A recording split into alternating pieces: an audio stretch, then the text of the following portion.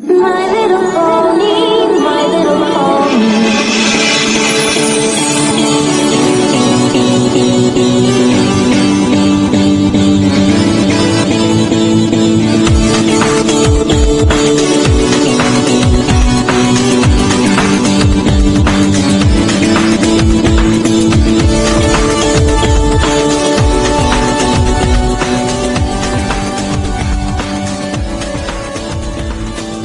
Hello everyone, and welcome to Bronyville. This is Bronyville episode number 46, recorded on March 17th, 2012. I am your host, Cider. Very happy to have you all listening in this week. We have a jam-packed show, and tons of fun stuff. Pony episode to talk about, great guests. First off, I will say that Chef is away this week, away for multiple reasons. He had a convention to attend to, and then his sister got into a car accident. Thoughts and minds with him. She sounds like she's okay at this point, but, you know, he's just going and helping to deal with that kind of stuff right now. So we have co-hosts, replacements, and we also have our guests as well. First off, let me go ahead and introduce the co-host, who was actually one of our guests before, and has been asked when we said, hey, we wanted to have some more let's bring some people back on. Who should we bring on? Her name came up a ton. Hey, Pixelkitties. Hello, Apple Cider and guests. Thank you for having me here today. Very good to have you, artist extraordinaire, doing all the drawings. I draw ponies. Yeah. I do that. Yes, you do, and you do it well. So very happy to have you on. You will be manning You will have to be the one to keep me in check. I'm not sure how you're going to manage to do that, and if you don't at all, that's totally fine with me. I was going to say, I don't know if I need to be the voice of reason in this. This could lead to disaster, but we'll see what happens. Pixel is my voice of reason. Cider, go crazy. All right, so our guest this week is Jenny and Griffin, and you may know them a little bit more by the web series that they do, Friendship is a Witchcraft. Hey, nice to have you both on. Yay! Yay! It's great to be here. Yes. Super fun. We'll talk a little bit about Friendship is Witchcraft and everything like that, but let's do a little bit of the skinny with that. Where can they find it, and what is it about? Well, it's on YouTube under our shared username SherclopPones, and I assume there's going to be a link in the show notes. And Griffin, would you like to say what it's about? It's about what if Ponyville was populated by sociopaths? Wait, it's not already? Hold on. Yeah.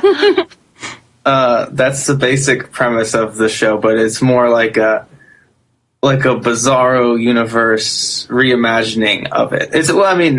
If people have literally no idea what it is, it's like in a bridge series. It's we replace all the redub all the lines, dialogue. Yes. So, but it's not very abridged, which is why we don't call it that, because they turn out to be pretty long as it is. They're full episodes. You're hitting like almost the full 22 minutes.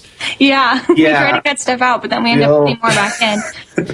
I saw where someone described your show as C-Lab with ponies, and I thought that was that is quite apt.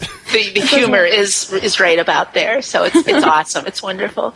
Thank you. So yeah, it's very cool to have you guys on. We'll talk about the making of down in the topic time section, so we can kind of get down in the nitty gritty of how you make the decisions and doing the voices and what it's been like putting all that putting all those things together. So that will be very fun, and we got to talk about a Spike episode. So we've got a ton ahead of us. Definitely. First off, we've got the 4 questions we must do. Pixelkitties is a returning champion, so she just has to update us on the first 2. Unfortunately, Jenny and Griff are both going to have to answer the rest of them. So we'll start with Pixel just to get her taken care of. Pixel, you got to tell us favorite character and favorite episode. Well, favorite character, seasons change, dragons migrate, and derpy derps to various degrees, but Trixie remains best pony. She is still my favorite after 2 seasons and only 1 appearance, unfortunately. You've kind of taken hers on mono. You've got the felt thing that you were doing. Are you still doing that? I am. I kind of took vacation from all things pony when Mass Effect 3 came out, and then I didn't stick to it anyway. But I need to get back to the Felt Trixie Tumblr. I haven't done anything with that in a couple weeks. Okay, and episode.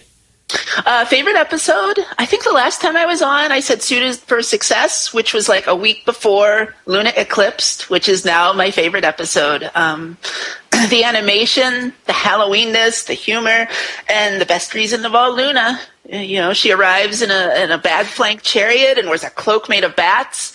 I'm not sure how any other episode or princess can top that. It's a pretty, you know, we'll have to see how Princess Candescence does coming up, if she can try and put something to it. But no, that's right there. That is my favorite episode. I cannot argue there, because Luna Eclipsed it's Halloween, it's Luna, it's all this weird stuff. It's great. So I will concur 1 out of 2 for you on that. Yay! I'll take that. Okay, so let's start off first. Let's do Ginny, since she is first on my list here. Let's go with favorite character and favorite episode.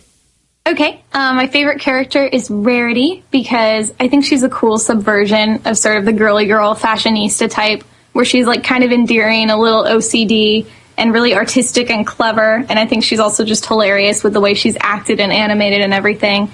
And Applejack's a close second, for the record, but Rarity has to take first. And favorite episode, in the doc I put A Very Minty Christmas, the G3 Christmas special, but that was me trolling, I guess.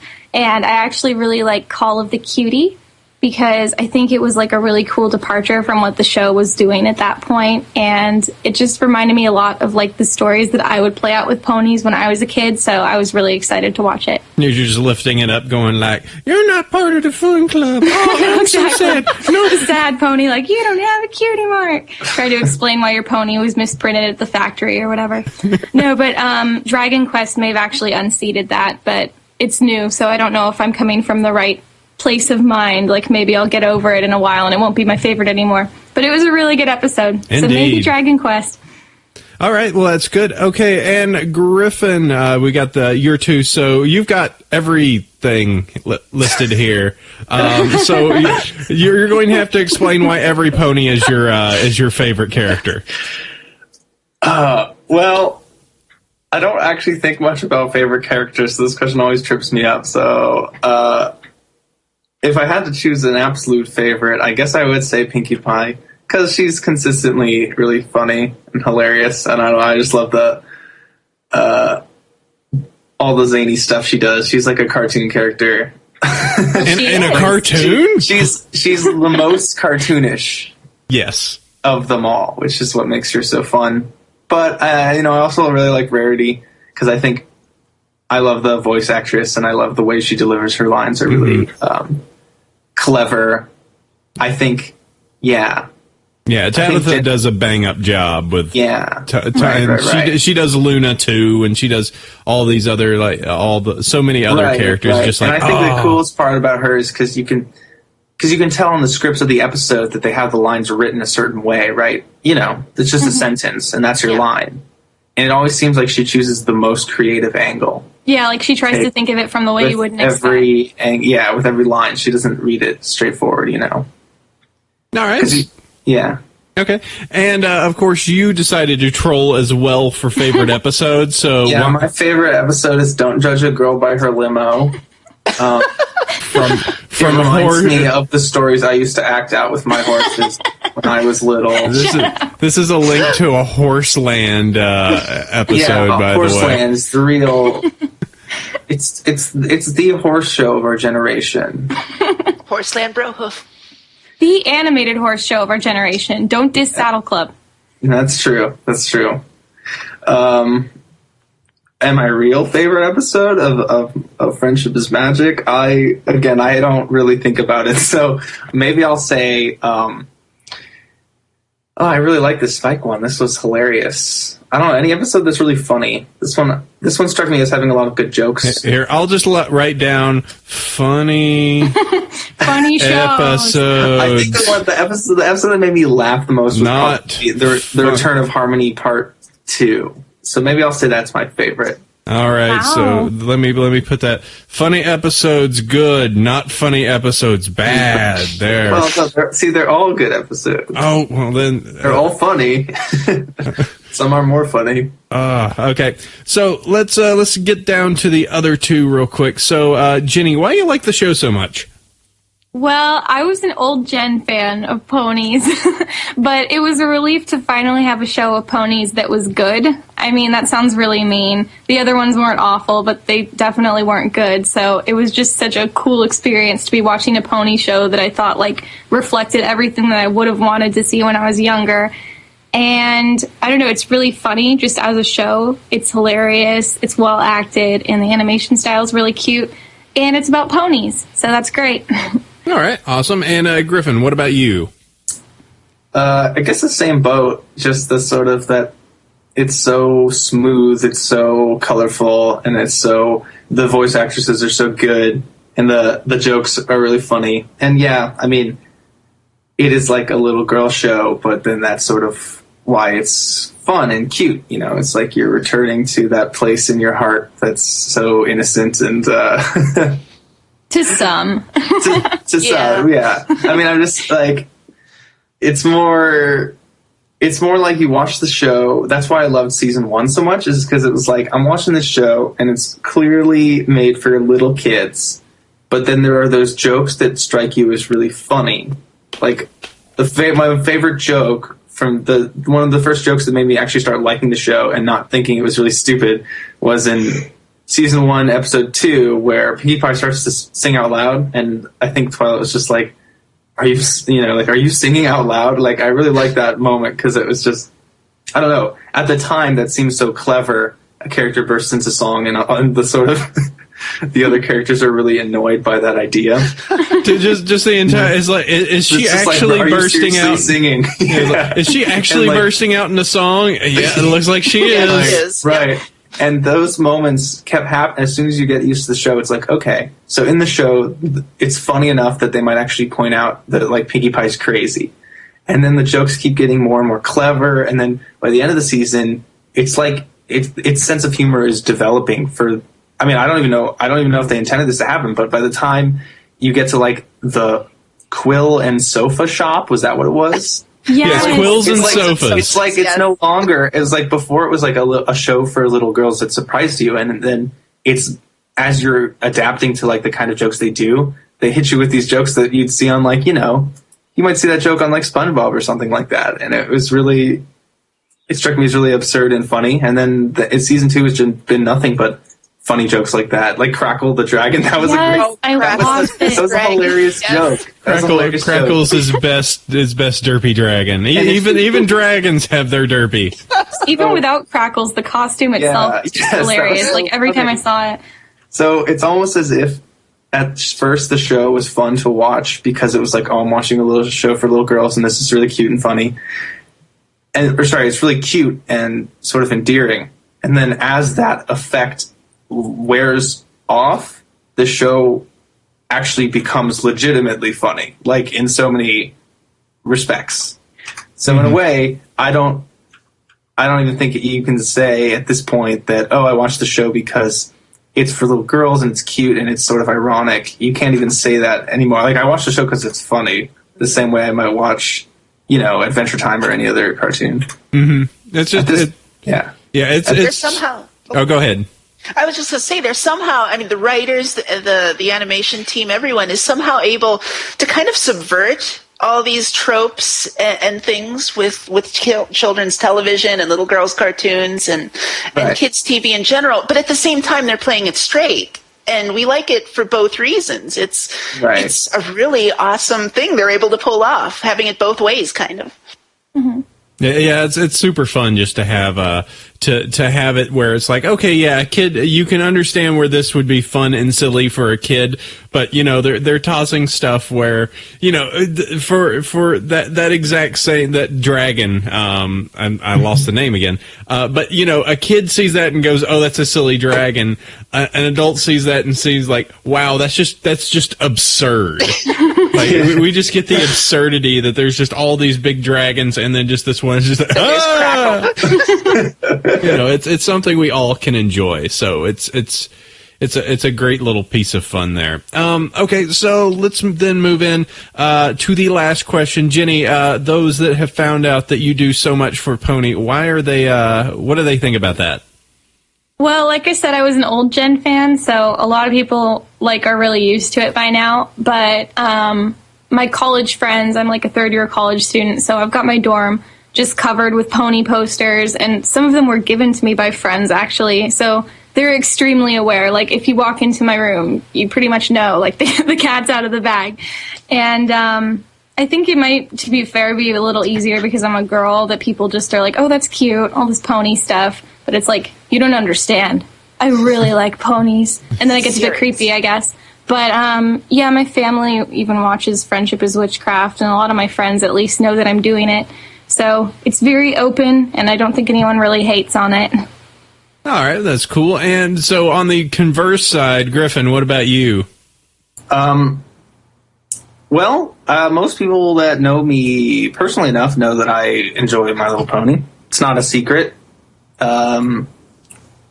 My parents know it's not some big thing. It's You're not in the stable. It's not something. I'm not trapped in the stable, but most people that know me know about it. I don't know. Maybe I even annoy some people. Maybe I even annoy my roommate who's in here with me at this very moment. There's a lot of eye rolling at this point. Yeah. Just kind of because it seems like a lot of my time is dedicated to, thinking about ponies or editing Dreaming about them. Dreaming about them. Oh, I said in the doc, but not out loud, that I got Griffin into ponies by posting the very first episode of the first season on my Facebook page, the week it came out. Yeah, got him into it. And that was a lot of fun. This is a great period in my life, and I think Jenny's life too. Is just watching all of season 1 because I just saw it through Jenny on Facebook when episode 1 came out, and then I watched every episode every week on Fridays, and that was the highlight of my week. Was just going home on Fridays and being like, oh yeah, new pony episode. Time to get personal small horse. Got to get that on. Get your fix.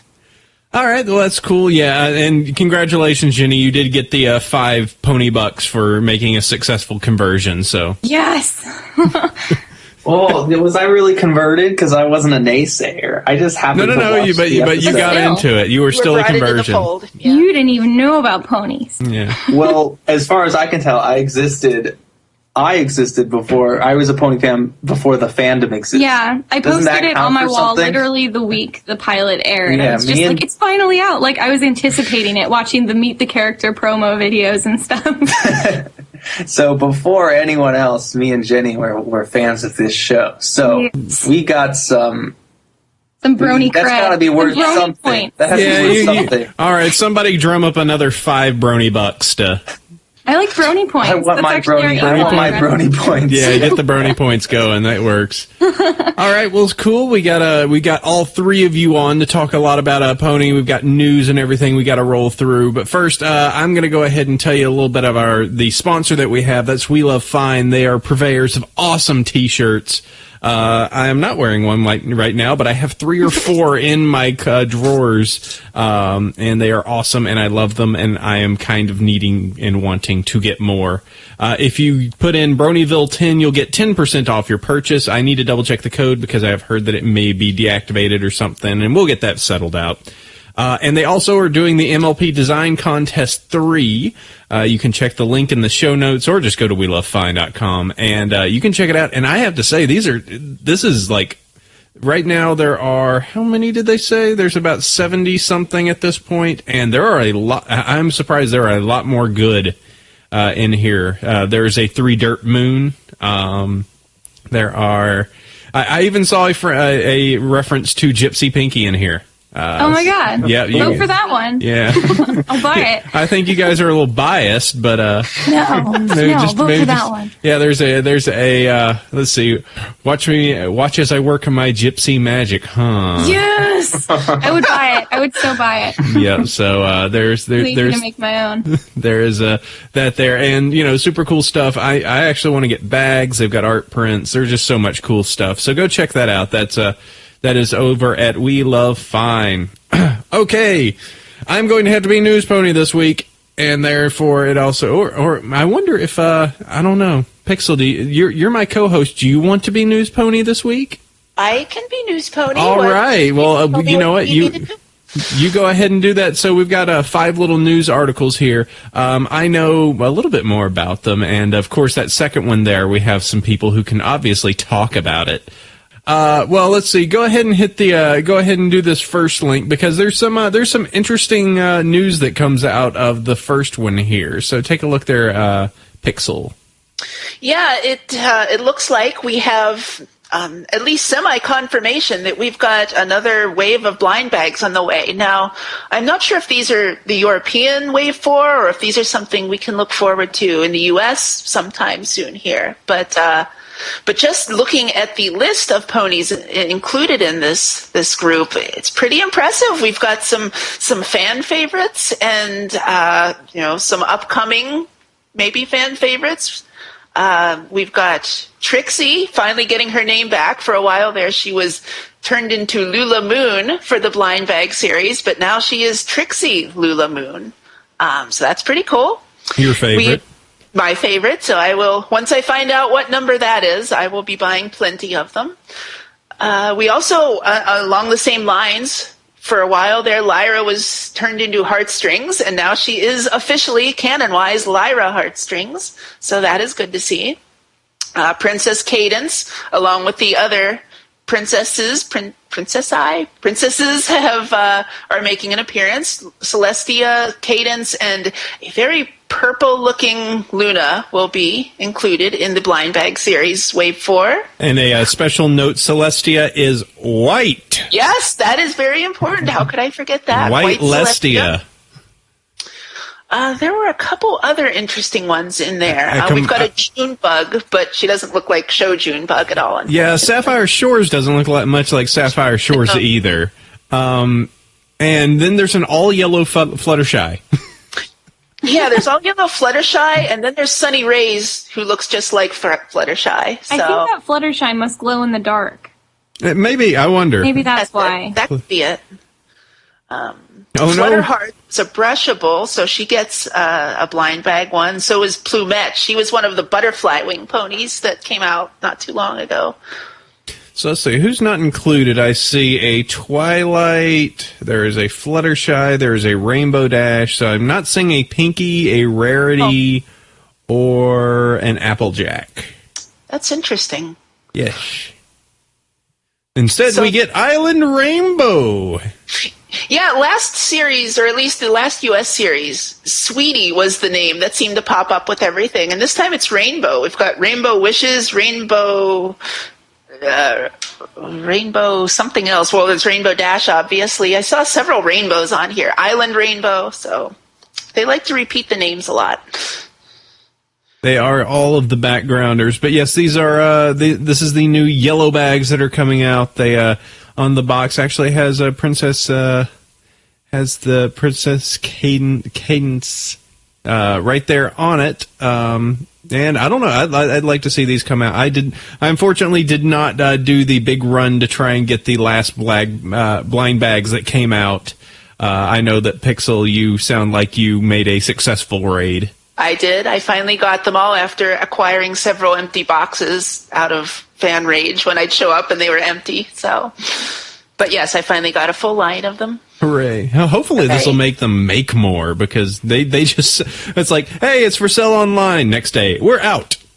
Just clap hands. It was the same way in the stores. You'd go into Toys R Us, and I think Walmart had them as well, and every time the box is empty. Now it seems like everyone has them. Now you're seeing boxes just sort of sitting around, but for a while, God. It's not true. I've never even been able to find an empty box. Really? And I'm in Oh, California. Wow. That's supposed to be the place that has them. Yeah. I've been looking so hard. So you have good luck, apparently. Well, if you need them, I have seen them all around quite a bit, so I am happy to acquire one for you if you need a set. Whoa, we got contacts. I know a dude that knows where you can find. Dude, it's got the Trixie one that it's not actually listed as Trixie, but it's see-through. It's the clear one. It's awesome. Don't worry, dude. I'll set you up. You go to a bad part of town and you look for horseshoes over the power lines, and you'll know there's a guy selling blind bags somewhere. Go down the nearest alley. You're there. So I heard that I could get a pink Celestia here. No, we only sell white. Oh, bad news. So, all right, let's see. So let's move on. So another little release, and this is okay. Maybe this is a little bit of pimpage, but it's big enough inside of the fandom. I can say, Friendship is Witchcraft 6 is out. Yay! Yes. Yay! Would we have any particular individuals who would like to talk a little bit about Friendship is Witchcraft 6 since it got released? Yeah, sure. Sounds good. Do you enjoy it? Yes. Thought it was okay. Should we talk about, I don't know, Well, I making mean, it or something? it's just the entire thing that this is the series itself has kind of become its own, like, it's almost to the extent of like the Yu-Gi-Oh! Abridged, where people are going after it just as hard as the source material. Right. People are making T-shirts for based off of songs, and a matter of fact, when you had the Pinky Gypsy song, that was one of the things of my M, who does our audio editing, was just like, you need to put this in the show. It's like, Awesome. that's fine. I don't know what this is about, and then going back, oh, I see. Right. But yeah, there's the listing for the new Friendship is Witchcraft Lunar Slander, which of course is based off of the best episode. So that. Just a little pimpage there, and we can, of course, we will talk about that. As a little bit of odd side news, this one's a little simple. Pinky breaks fourth wall and hacks Google. I'll go ahead and hit this one a little bit or do you have something there? No, go right ahead. You can go ahead and hit the next one. I'll just cover this one. So it looks like that there was an event that happened recently, and this is on Wired, where Google challenged people. Okay, we want you to try and exploit Chrome and open up on this remote machine the calculator. So we want you to use Chrome to hack somebody's machine. And someone was able to do that and did so, and in the process also included a picture of Pinkie Pie wielding an axe. So it was just kind of a little silly thing that happened, and the tall teen who is identified by the handle Pinkie Pie was able to find it and was able to successfully hack, and was qualified him for $60,000 as part of the security challenge. So I thought that was kind of a neat little thing of ponies showing up in elsewhere across the internet, and especially if they're making like, oh, Pinkie Pie, what's this weird dude with this weird pony thing with an axe? That's strange. Yeah, I just thought that was an interesting little note here. I wonder what kind of comments are showing up here. Typical of Pinkie Pie breaking the fourth wall. Yep, there's a comment for you. Wildly popular My Little Pony. Are they referring to 1986? Or did I miss the chance to get on the ground floor of My Little Pony fandom again? Yep. So, yeah, that's kind of neat. I wonder if said person listens to the show. That's a pretty hardcore hacker dude. All right, Pixel, what do we got? Well, it turns out that DHX Media, the studio formerly known as Studio B, is in the process of hiring and vetting character prop designers and storyboard artists, which is pretty awesome. And I have no doubt, with the incredible wealth of talent in our community, that there are plenty of fans out there who are more than worthy to apply and try and get a shot at being elevated to working on the show we all love. In fact, I'm pretty sure there was a fan, Glamour Cat, who got hired over there. The benefit, of course, being living in the Vancouver area where the studio is located. But even still, if you have any interest in trying to get on and work on the show, or at least work on other shows made by DHX Media, this is your chance. Mm-hmm. And if you're good enough, they might even and be like, "All right, you can get one of these Canadian visas, and work up here." Yeah, absolutely. So, that's cool. It probably just applies to a few of you types over there, but it is, it's if you want to work for the group that does Pony, and of course, there's no guarantee you work on Pony. They have many things, but, you could just be like, get in and then walk past, end up walking past Jason and be like, he's the dude that does the thing I like. He's a coworker, and then be like, "All right, that's kind of weird." Team meetings. Could you calm that down? Stop drooling on the conference table. Yeah, that'd be great. Thanks. But that's we always like to kind of bring it up, especially those that are out there in doing animation. That there, especially any of you that are aspiring animators, that there are openings over at DHX. So go check that out. Very cool. The last little news article here is a little bit of pimpage for Amy Keating Rogers. She has a documentary called Jason Bateman Thinks I'm Dead. And Amy Keating Rogers, as you would know, she's done a lot of the episodes, or written a ton of them: Ticketmaster, Applebuck, Bridal Gossip, Fall Weather Friends, Dog and Pony Show, Best Night Ever, Cutie Pox, Last Roundup, Friend Indeed. So she's definitely been, full up in the Pony episodes. She's got a documentary, kind of a weird story about her life, and I guess because of some copyright issues, as I read here, she can't actually market the film. But the screenings that they are doing at this point actually help to raise funds for her disabled son, Soren Rogers. And there's a link in the show notes, goes over to Derpy Hooves News.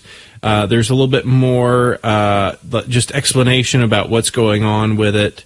And there's some problems with clearance images and things. But, I just want to go ahead and pimp that out, since she has given the fandom so much with the episodes and her writing and her skills that I wanted to go ahead and pimp a little bit of that. So go check that out. There's some information and some stuff on how to subscribe to her YouTube to find out more. So go and support and help somebody who has given you so much pony fun.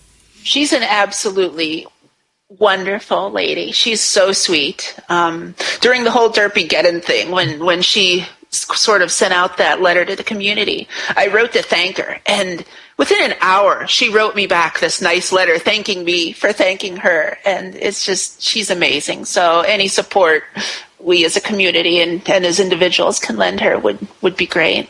She seems, she's done so much, and that open letter to the community and everything was great too, so I support her. I would love to have her on the show, Amy, if you are listening by some remote crazy chance. You could definitely come and use this as a platform to talk about that and talk about ponies or whatever you'd want to. All right, so I think that's take care of the news. Nothing particularly on fire this week, which is what I enjoy. Thank goodness. We had no Derpageddon, which seems to happen a lot when, Chef leaves. It's just like, oh boy. And suddenly DHX burned down. Oh God, now I gotta, just something almost always seems to burn up.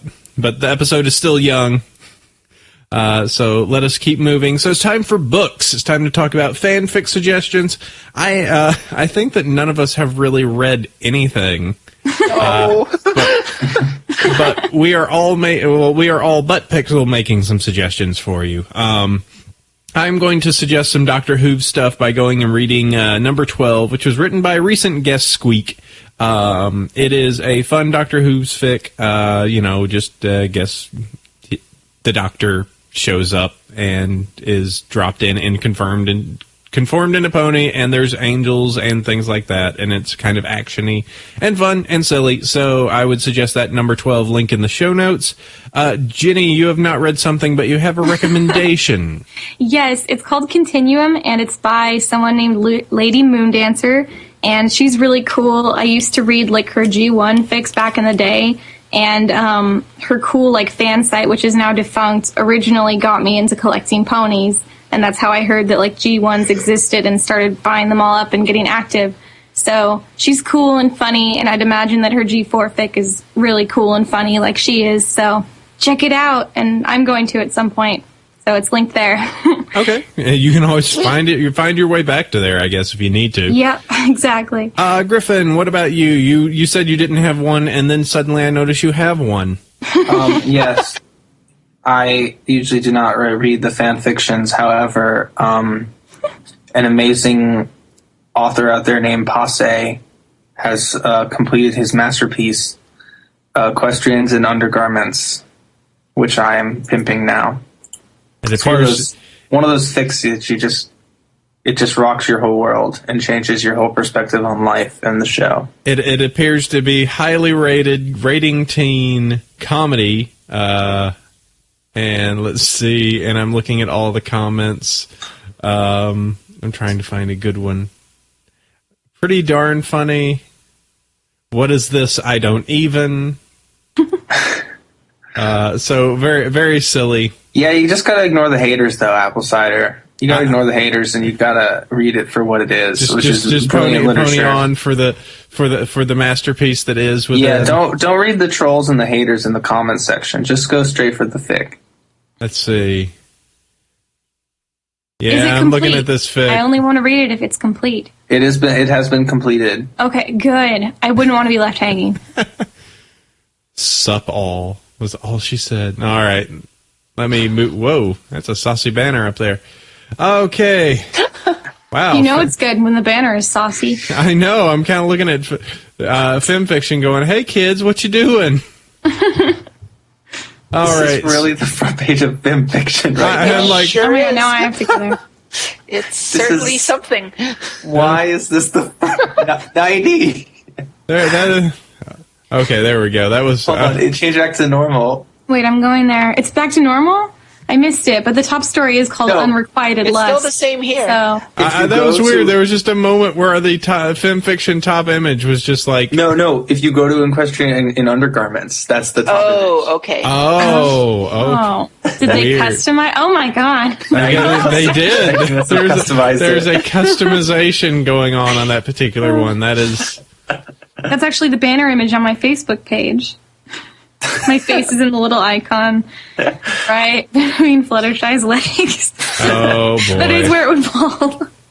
Oh, God. That's terrible. So much crazy sauce. Okay, so you can check that if you want to see, I guess, bizarre also banners set up on film fiction.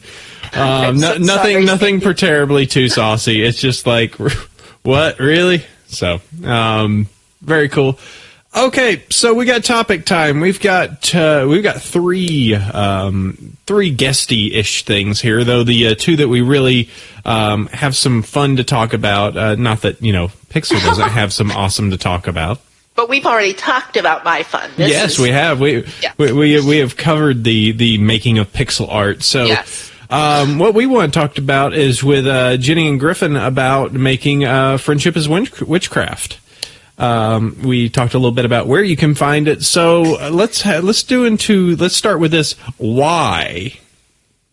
The basis of why did this all come to be?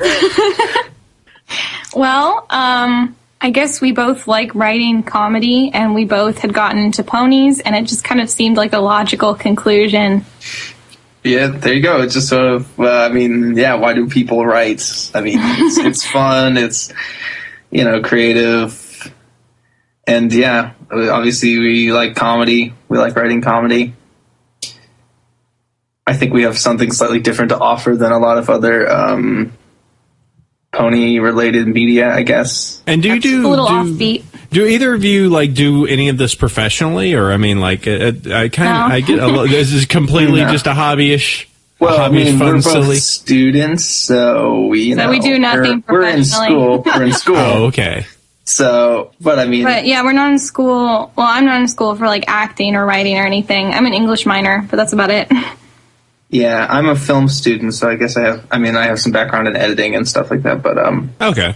but yeah, for the most part, we're obviously students, so we can't say that we do this professionally. But of course, as like a filmmaker, for example, I is somewhat related to what I might want to do in the future.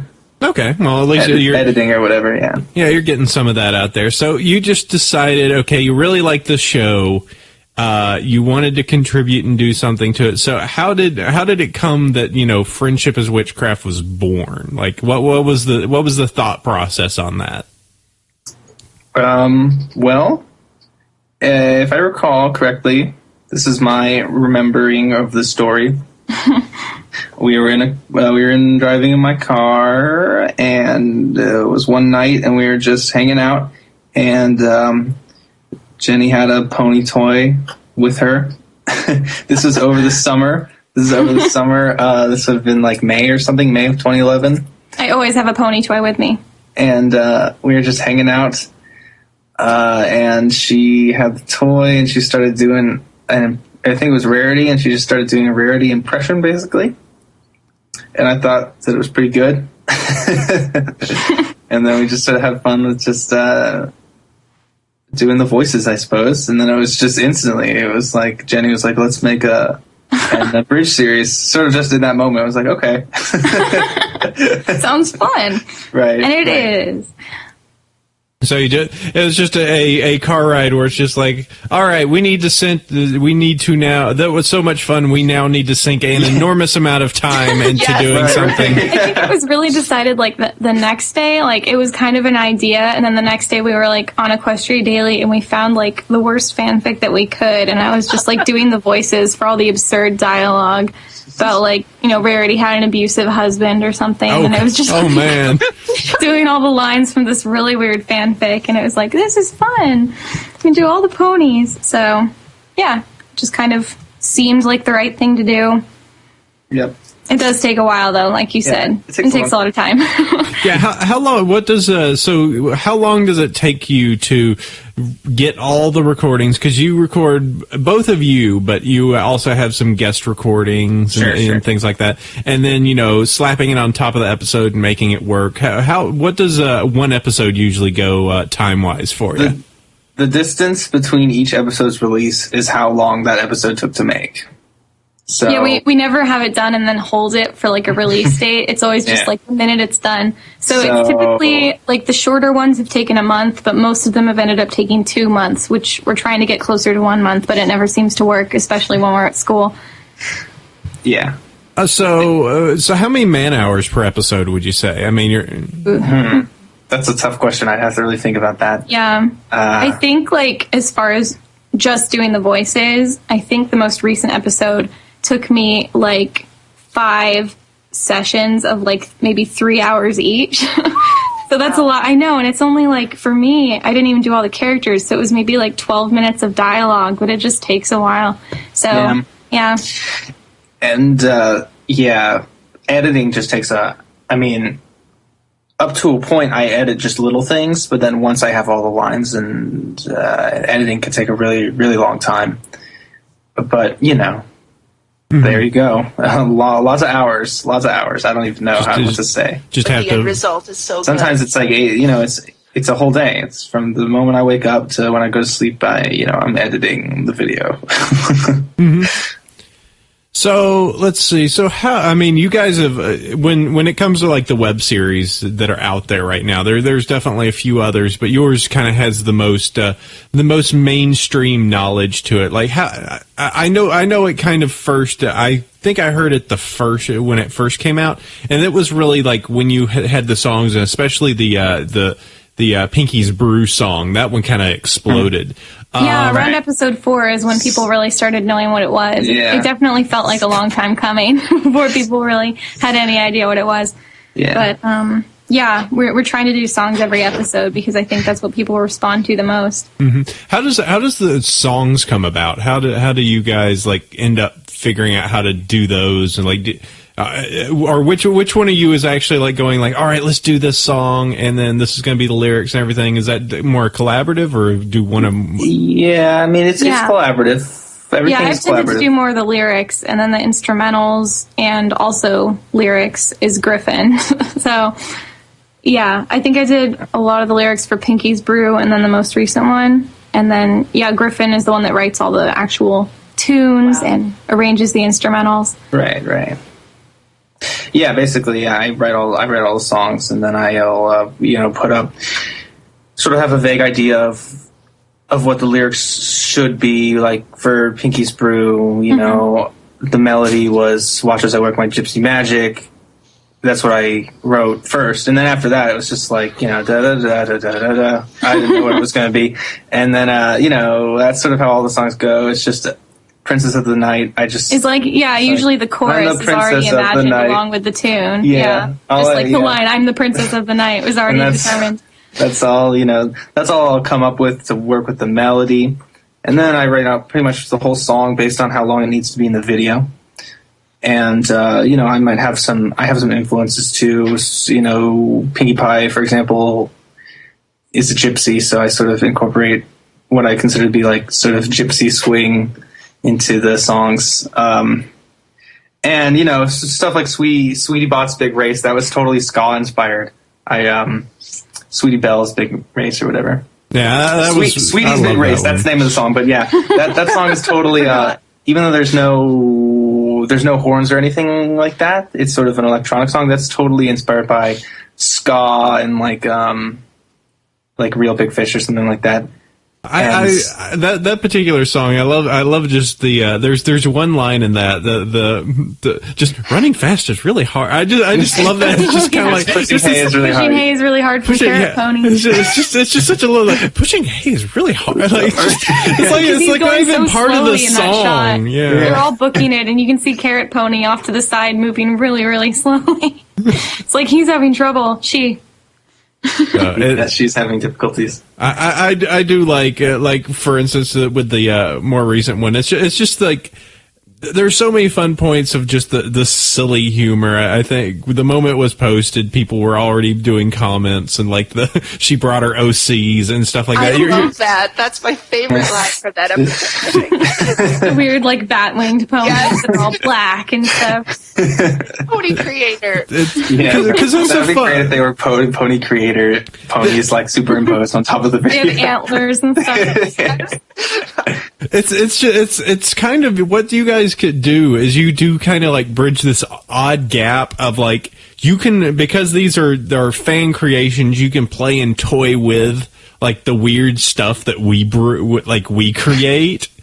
Like the absurdity that is this strange fandom. You can toy with that more than the actual production company. They can be like, hey, look, here's a bag on this character that matches the cutie mark of this one. Mm-hmm. But you can really just kind of go all crazy with it if you wanted to, just to make things. Sure. Yeah. You could drop a Nyx reference in and it just be like, whatever. That's right. I forgot about Nyx. That was wonderful. It's just what you can kind of do with that, just to have fun. Right. And so you guys have been. Let's see. I'm trying to think. Do you have any particular questions there? While I brew in my own head, Pixel. You brew. My favorite character has to be Sweetie Belle / Sweetie Bot. We need to be careful because the robot police may be listening. But exactly. How did you come up with that? I mean, what was the inspiration behind it? It's genius. I love it. Okay, literally it would be funny if she was a robot. Yeah, it was pretty much. If I recall correctly, this is again over the summer. This is actually while we were writing episode 2. Mm-hmm. We were thinking of just funny things to do in the future, and we were like, "What do we do with the CMC?" And at that time over the summer, if you go back in time a little, no one liked Sweetie Belle. Like, she had no established personality. Like, Scootaloo was the sporty one, Apple Bloom was, like, the leader, and Sweetie Belle was, like, there. Yeah. There, yes. She was present. She could sing, but as far as people were concerned, she was just there. And, I mean, now people love her, and people, she's had her own episode. She had a lot of funny moments in in everything she's been in season 2. But at the time, over the summer, no one really liked she just felt like she was there so that the group could have 3 people, and then they just kind of tacked on that she was like Rarity's sister and that she could sing. So she was like had no personality, basically. Was what we were getting at. At least that's how it started as the robot joke. It was just like, what if she was literally a robot and she was very monotone and boring, and she was just like, I'm a member of the group kind of thing. But when we introduced her in the cutie, I mean, that's where her whole character really came together. It was when we were writing the 4th episode, and it was like, you know, the robot police and Cheerily starting off with, you think she's kind of talking about crazy stuff. And she kind of is crazy because she's referencing like bludgeoning her ex-husband to death in the middle of the night. But yes, exactly. But she's also right. She's crazy, but she's accurate. I totally forgot to include that in our bonus lines video.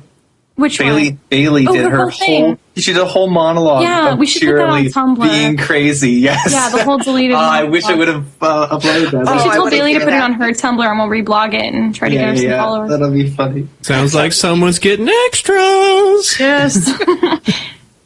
And congratulations on correctly predicting that Twilight Sparkle has a brother. That's. Oh, I know. I felt like she was a character who would have a brother. No, it was like it was really like spoilers. Spoilers, yes. If you don't like spoilers, don't listen. It's completely a lie. Yeah. Good thing. Starry's asleep because she would. What? No. Oh God. She keeps her ears completely closed to everything. We'll talk in code. We'll be like, you may have correctly predicted that Twilight has something going on. Have a Ruther Bay. Okay, is it just me, or it feels like obviously I don't think the writers have ever included anything that we've done, but it just feels really awkward. Like, okay, Gypsy Pinkie Pie, that was totally awesome, right? And like today, Spike walking up to his reflection in the mirror. Yes, in the mirror. Like, I don't know who I am. And them in the trenches, they're all in the and she's like, I'll be the toast of the trench. And it was like, what the heck? They're all dressed in little army uniforms. I'm just like, what is going on? Just constantly. Yeah. And I really don't think any of them are references, because I don't think anyone on the show has even seen it. But and when they were writing these episodes, this was probably last year before a lot of it had aired, so it just seems like some weird kismet that it's all lining up somehow. You're the ones with the gypsy magic. Yes. Precisely. They're now going like, how do these witchcraft people know what's happening? Maybe they're watching them and freaking out. Like, that's in the next episode. It's coming out in like 3 weeks. Who leaked the episode? And when Sweetie Belle gets shocked, electrocuted, that was great. Yeah, by the zap app. You see a current of electricity going through Sweetie Belle. Oh God. So much. I would be interested, because they do like on rare occasions throw little carrots to the community. It would be interesting. I mean, the gypsy one, I think everybody went, huh. Like that was the one where we were all like, that's right. A little oddly specific. Yeah, that's I don't think it was a reference at all. Yeah. But cool. isn't that just isn't that just a little interesting? I would be interested if they actually like found a way to make a extremely subtle but like slight reference in like season 3.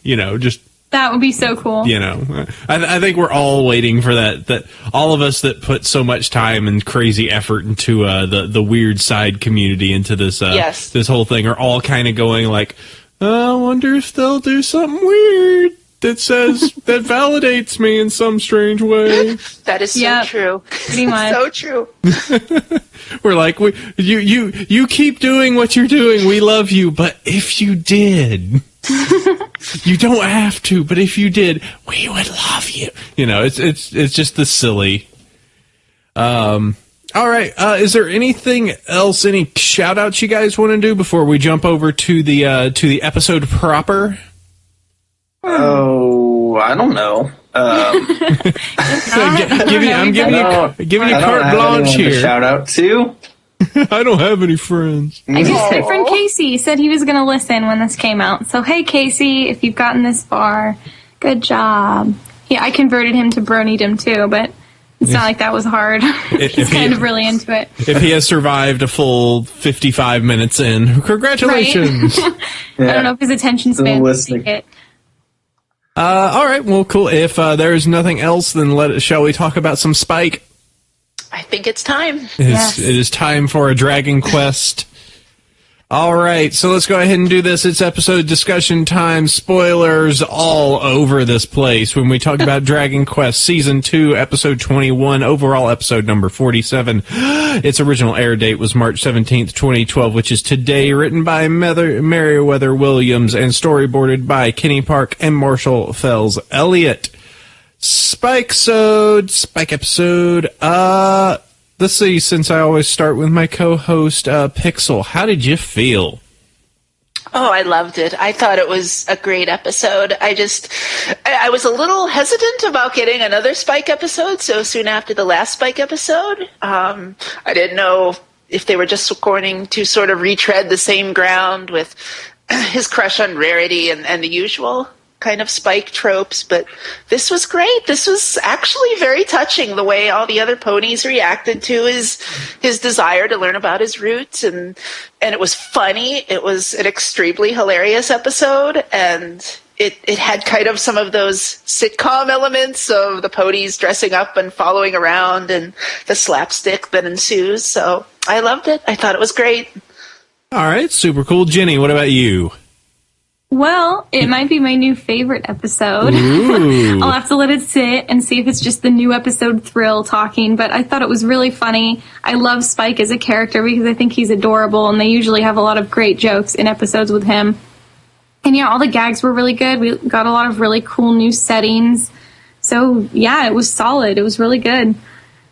Get to hope in the future that there's going to be some full friendship as Witchcraft, since there's so much Spike out there now. Because that's kind of the same thing in Friendship as Witchcraft, where he's just like, I'm just kind of the wall dressing here. Everyone's just kind of pushes me around. And I did love at the end how he was taped onto the group photo, like he hadn't been. Yes, that was the funniest part. I thought maybe it was a Lilo and Stitch shout out though, but maybe not. No, I just thought it was funny and cruel. It is kind of the funny part that Spike is almost just like, it's the story of these 6 ponies. Oh, and there's this dragon dude. Oh god. Oh, we totally forgot. There's this little dragon dude, and he does stuff for the purple one. The purple one, right? It's like, he has a pet now. That's cool too. Oh yeah, I'm surprised he kept the baby, which seems a little weird. Yeah, good job really abducting that baby. Jeez. And his name's Pee-wee.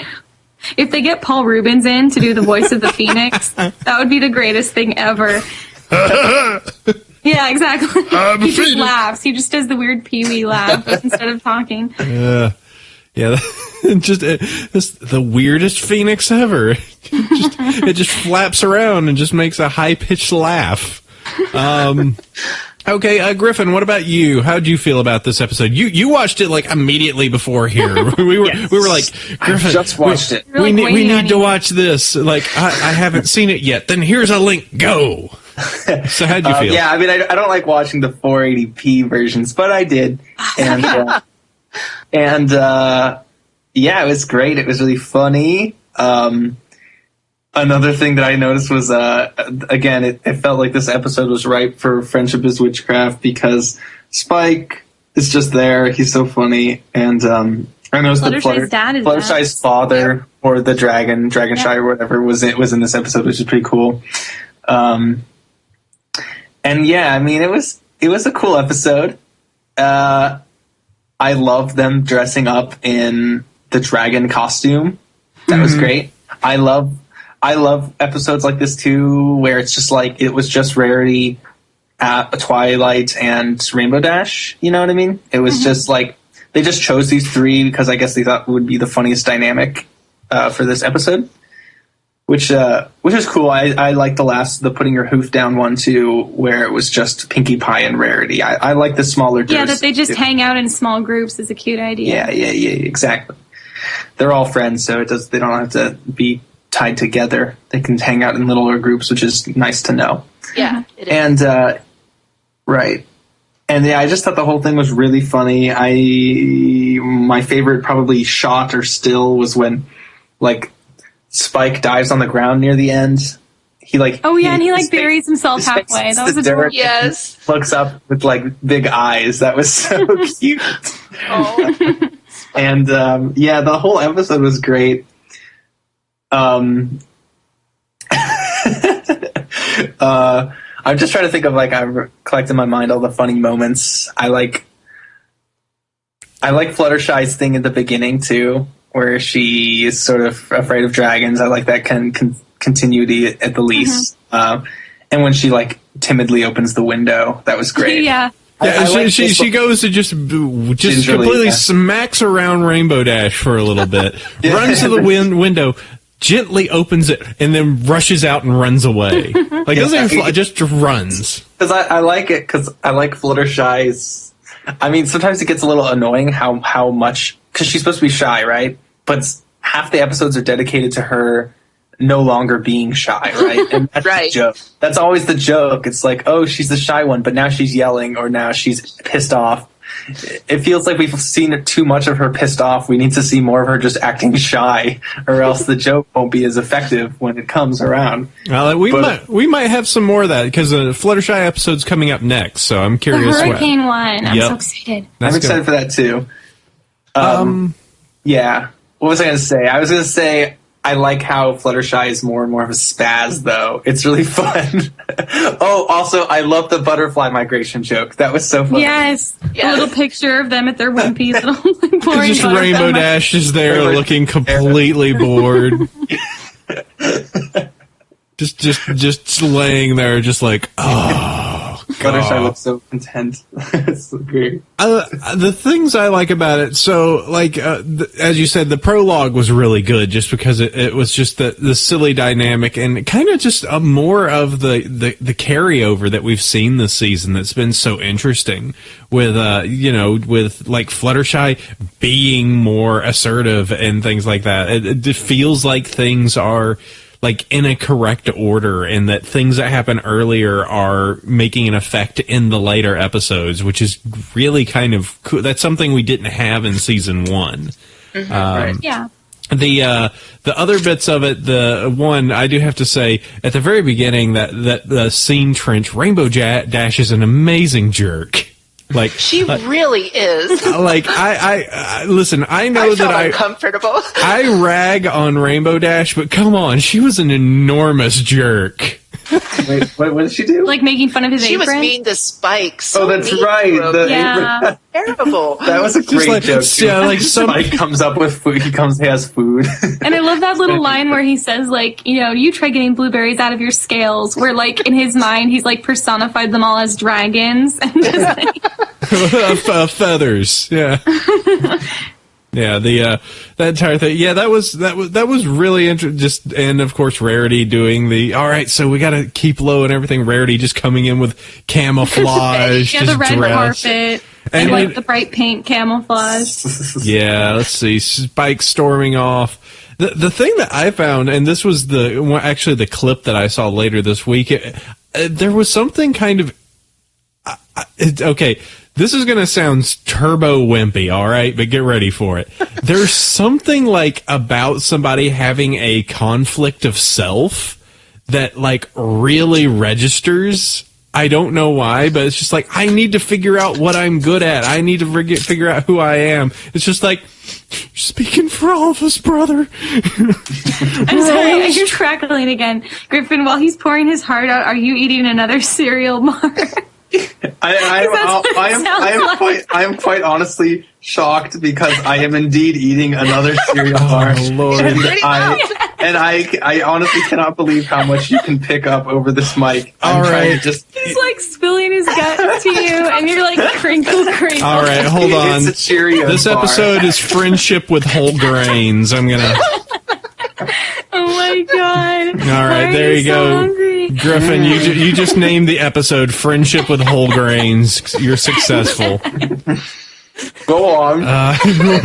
giant group who's just sitting there eating while everyone else is... Something about how you were having a crisis? So keep talking about how your life's a mess. Keep going, whatever.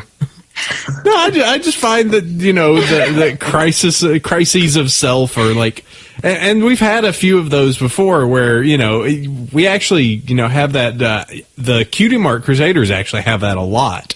Where it's like, we're still trying to figure out who we are and things, but Spike is just like, I was this, am I not supposed to be this? Yeah. So I don't know, there's something to that. I'm sure that, we all have that feeling of like who we are, meant to be.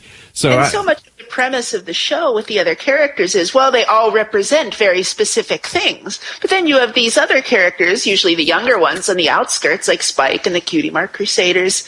And that's their whole thing, who are they? What are they going to become? Who are they going to be? And Spike, most of all, it's kind of a tragic situation with him there amongst all these ponies, the only dragon and a baby one at that. So... I love it. Yeah, you're totally right. Yeah, they have no earthly clue about them. They're just like, there's even all of those stupid books that Twilight has. There's not one that just talks about. Really, I have a book about magical little gems and stuff. I have a book about time travel. Yeah, one about the mysterious concept of dragons. What are they about? Anytime we've tried to research them, we've been toasted to a crisp. I also like the continuity that one red teenage dragon seemed like it was supposed to be the son of the dragon from Dragonshy. Yeah. They had the same color scheme. So that was cool. Yeah. And then there was Crackle the dragon. Oh, Crackle was so good. Crackle. New best dragon. Oh, he's awesome. I think he's Crackle's cousin. I love how he just has these gems stuck in him for no reason. It's great. That was a very, very good joke. That was great. So all like the crazy challenges that they went through. I like the fact that Twilight got upset that the scroll got burned. She said that could have been important. Yeah, that was great. I was so sad that Dash couldn't get them off the ground because the image of Crackles or their costume flying to me was really hilarious. I wanted to see it just flopping around through the sky. Just the head and the body, just dangling, and these little wings in the middle. That would have been cool, but it would have been two unicorns just trying to hold on for dear life. Moving back, my other favorite joke that happened there was when they're doing the whole thing of like, no, you can't go, and then Twilight goes, no, Spike, you need to do this. You need to go and have your quest. You do this, and they all wave to him goodbye. It's like, we're following him, right? Oh, of course, yeah. Yes. just through gritted teeth. Oh yes, we're following him, yeah. That was a good the egg raid, which I love the way that phoenixes are in the show. Phoenixes are like special to me in some way, and like the entire fact of they're just here, and then they have like all these weird powers and stuff like that. I find them really fascinating. So the fact that they show up again, and they're just a cool design. They're a cool design, not like cereal bars. They are. It's super minimalist. It's like really cool looking. I liked also that you could tell the boy from the girl. Instead of just having two identical ones, you're like, oh, the girl has these little bobble things on top.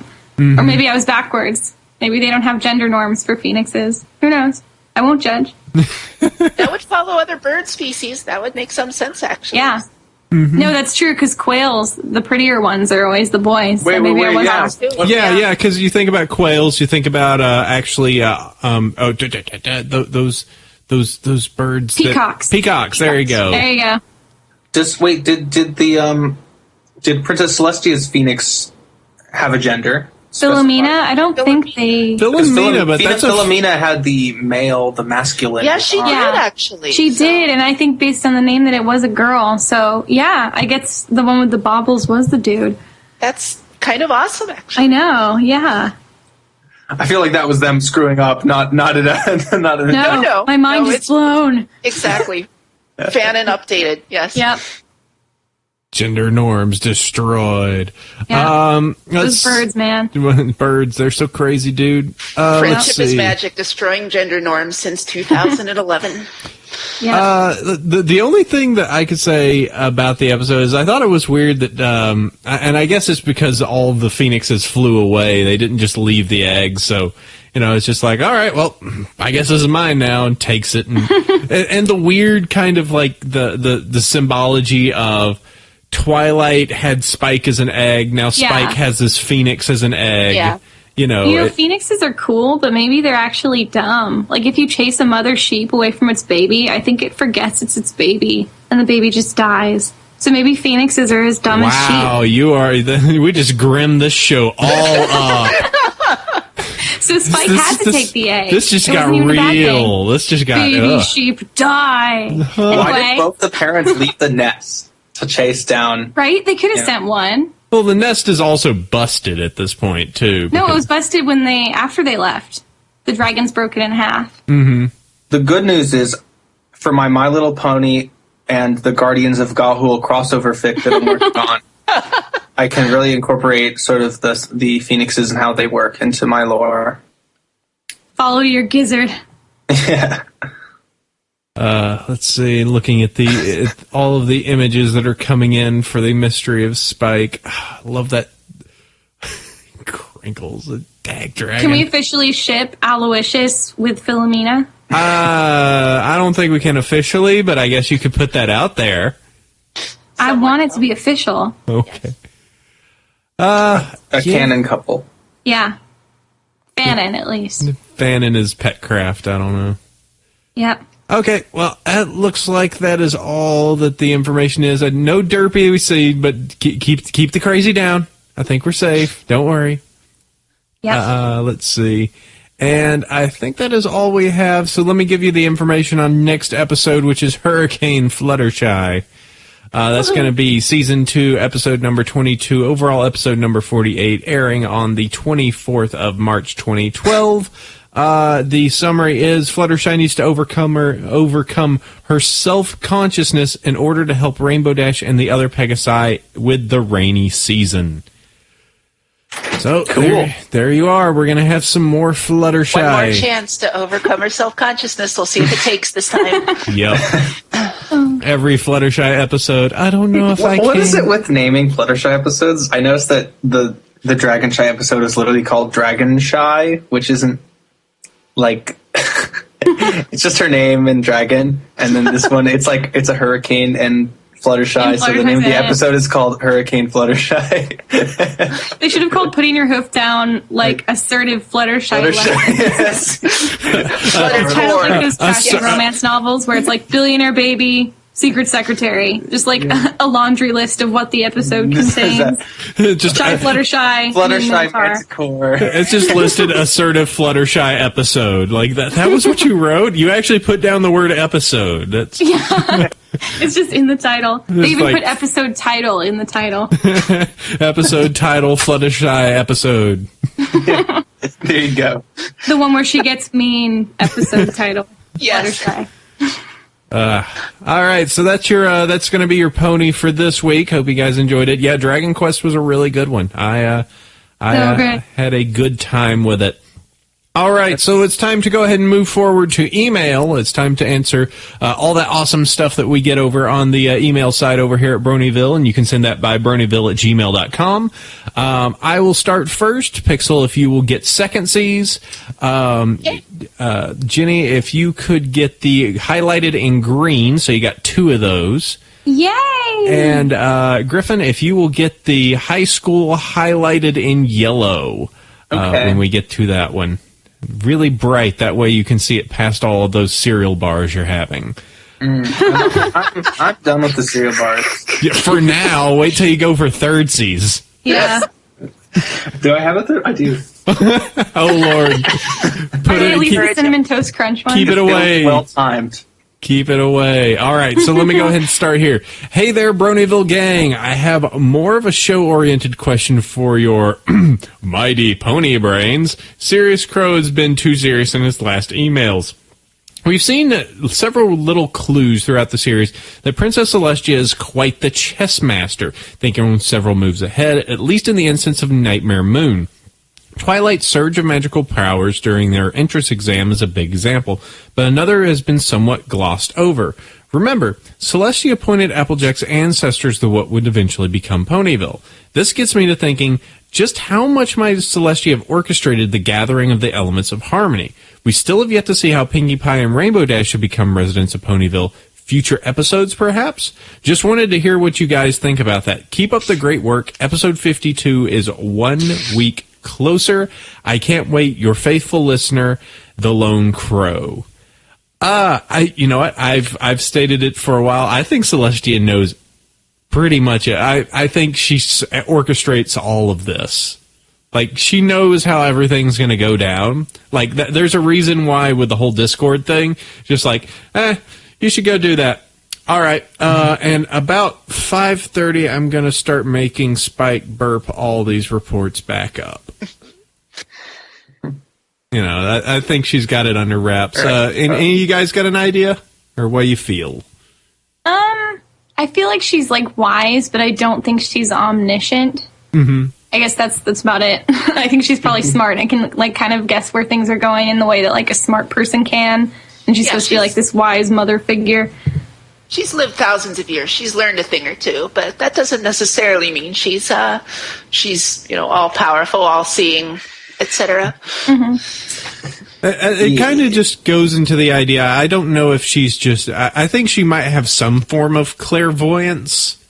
Just, I mean, not to the extent, and it may not even be her. Who knows? It could be something where she drops a Philomena feather into a bowl of water and it spins counterclockwise, and then a new baby is a new element is found. I don't know. I mean, it could be a whole bunch of crazy, but you know, I think that she's got enough on her, and there's enough crazy magic that I don't think that there's any. You know, I think that it's not a coincidence that she's standing right outside the chambers when Twilight loses her skull. Right. Yeah, I think I pretty much. Yeah, I think she's just wise. I don't know. I don't know what else to say than that.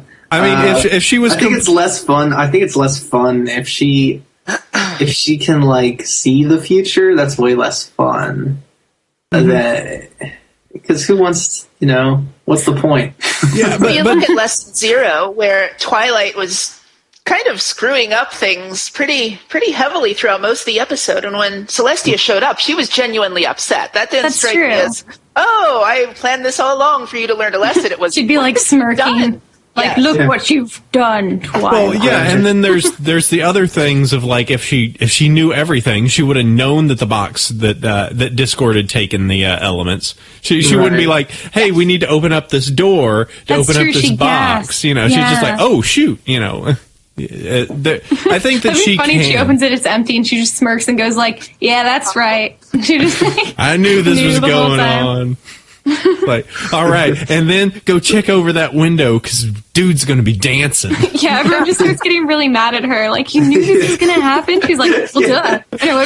She ruins all movies. You try to watch a movie with Princess Celestia. It's a dream. Like, spoiling the ending. Yeah, exactly. He was dead the whole time. Yes. He's going to lead a rebellion against them. Dang it! And she always goes like, it's not a spoiler. It's so cool. And she just like completely spoils everything for you. Or at least goes, oh, this part's really good. This is the best part coming up right here. Okay. She does that in real life too. This is your best day coming up. Enjoy it. It's your best day. Never going to top this. It's just like, all right, just okay, we're watching this. Just take a look. Watch what that guy does right there. Notice that. Remember that for the rest of the movie. Like, damn it. It's going to be important. It's going to blow your mind. Notice how he only touches things that are red. Ah, damn. Celestia, why? You're the worst person to go see movies with. All right. Yeah, I think that covers it. I think those are all really good points. Pixel, if you would grab the next one here. Absolutely. As all listeners are wont to say, love the podcast and think it's the best MLP podcast out there. With that out of the way, I wanted to ask about MLP on iTunes, as the subject says. I have a steady temp job and have accrued enough money that I can make frivolous purchases here and there. That being said, do you believe that purchasing the seasons through iTunes is worth it? Obviously, it's always good to support the show by buying things, but is the $50 HD season pass too expensive? I have never purchased TV shows through iTunes, so I have no idea whether that's extravagant or the right price, given the number of episodes in HD. Do you guys purchase the episodes through iTunes? Keep up the great show. It always makes my Wednesday. Sincerely, Vaudeville. Postscript. Thanks for answering my fanfic question. It helped me figure out how to make my story work, and I've already posted 2 chapters on FimFiction. If you would like to see how it turned out, maybe mention in the book section, here's a link. And if you go to the show notes, there is a link to FimFiction, and the story is A Stranger in a Strange Land, so you can check it out there. Everyone Comedy Slice of Life fic has 1 thumb up at this point, so go check that out. Awesome. So who here actually does have a subscription on iTunes? I do. I get them. I do. Pixel does. Okay, you two don't. Yeah, we don't. So No. me and Pixel can talk about this a little bit. How do you feel about it? To be honest, it's the only show I actually get through iTunes. But looking around, at first I'm like, well, do I really want to be paying? You look at it in bulk, it's $50 a year. That seems like a lot. But you look at the other shows you can get through iTunes, and most of them are around that price, or maybe a little bit more. So it's pretty average to reasonably priced. And $50 is a lot for a year maybe. But you look at per episode, I'm only paying like $1.99 a week. That's not so bad, and it supports the show, and it gives them a barometer of what people with disposable income, what their adult fans, what people who use iTunes, who generally aren't children, are doing, and how they're feeling about the show. I think it's a good way to give them feedback on what we like, and that we want to see more of the show. So, yeah, I think it's okay. I have no problem with it. Mm-hmm. Those are all good points. What I see a lot of it is that, so it is $50, it is HD. The benefits are this. One, you have it, you can download it and re-download, remove it off of iTunes however you want. It's iTunes, you always so have it. It always is going to be a super quick download, and it's high def. You can pull it up. Downside of that, it is the day after, so you're going to get those on Sundays opposed to the Saturdays they're released. Mm-hmm. It is helping the show. You are getting 24, 26-ish episodes, out of this. I forget the number because I'm derping right now. And you look at that for $50. Yeah, it's a super cheap price. And there are definitely seasons that are out there for other, your Game of Thrones and everything. You're not getting that many episodes for what's, you're pretty much getting. All I will say is that the only thing that you don't get that I notice a lot of other TV shows do is that on iTunes, usually if you subscribe to a season pass, you get behind the scenes background stuff like that. And God, that would be so fun to have. That would be nice. But I expect that never to happen because DHX is not owned by Hasbro. If it was they own them, that would be something that they could be like, yeah, we did this and we put this and this animation thing. That would be super cool to have that all in there. But since they're their own little thing, they would only want to specifically pimp stuff that is that. Right. If they could, that would be an amazing value add. Like I would say, hands down, go get it. You get so much out of it. And I joined it. I grabbed it halfway through the season. I enjoy having it there in case I ever want to get an episode and I feel like okay, I've got it legitimately and I'm helping the show my support for it. Yeah. My only concern is the fact that since iTunes on Windows is crap, that's the only thing that I don't like is that I have to go through iTunes, which I do not enjoy. So. If they had it on Amazon Prime, I would be on it. I would subscribe hardcore. And I've always suggested Hulu and other options, and I know that doesn't apply to people who are outside of the country, outside of the U.S. and things like that. Yeah, there's a whole bunch to it. But I say if you got $50 and you want to really, especially if you don't have the hub as a TV show, as like one of your channel options like I don't, and you can do it, drop $50, show your support, put it out there. You get high def pony anytime you want it. So, I think for all the people that jump out there on the streams and grab it, either do that or grab a DVD or just do something. Put some money somewhere that does go to Hasbro, the hub, and DHX just to show your support, so they know, hey, we need to still keep doing this. So. And any chance we have of getting, I don't want to say more adult oriented, but more, say, a Blu-ray release or something, some kind of collector's edition thing or an entire season. That's going to depend on how well individual episodes and individual DVDs sell. So we kind of need to show our support where we can, so we hopefully get the good stuff down the road. Mm-hmm. Good point. All right, so let's see. Go ahead, Jenny, if you would grab the next one. Okay, cool. Howdy, Cider, Sheffers, who may not be there. How did they know? Starry Night, and Guest. First things first, Big Mac is best pony, and Luna is best alicorn. Favorite episode is Luna Eclipsed.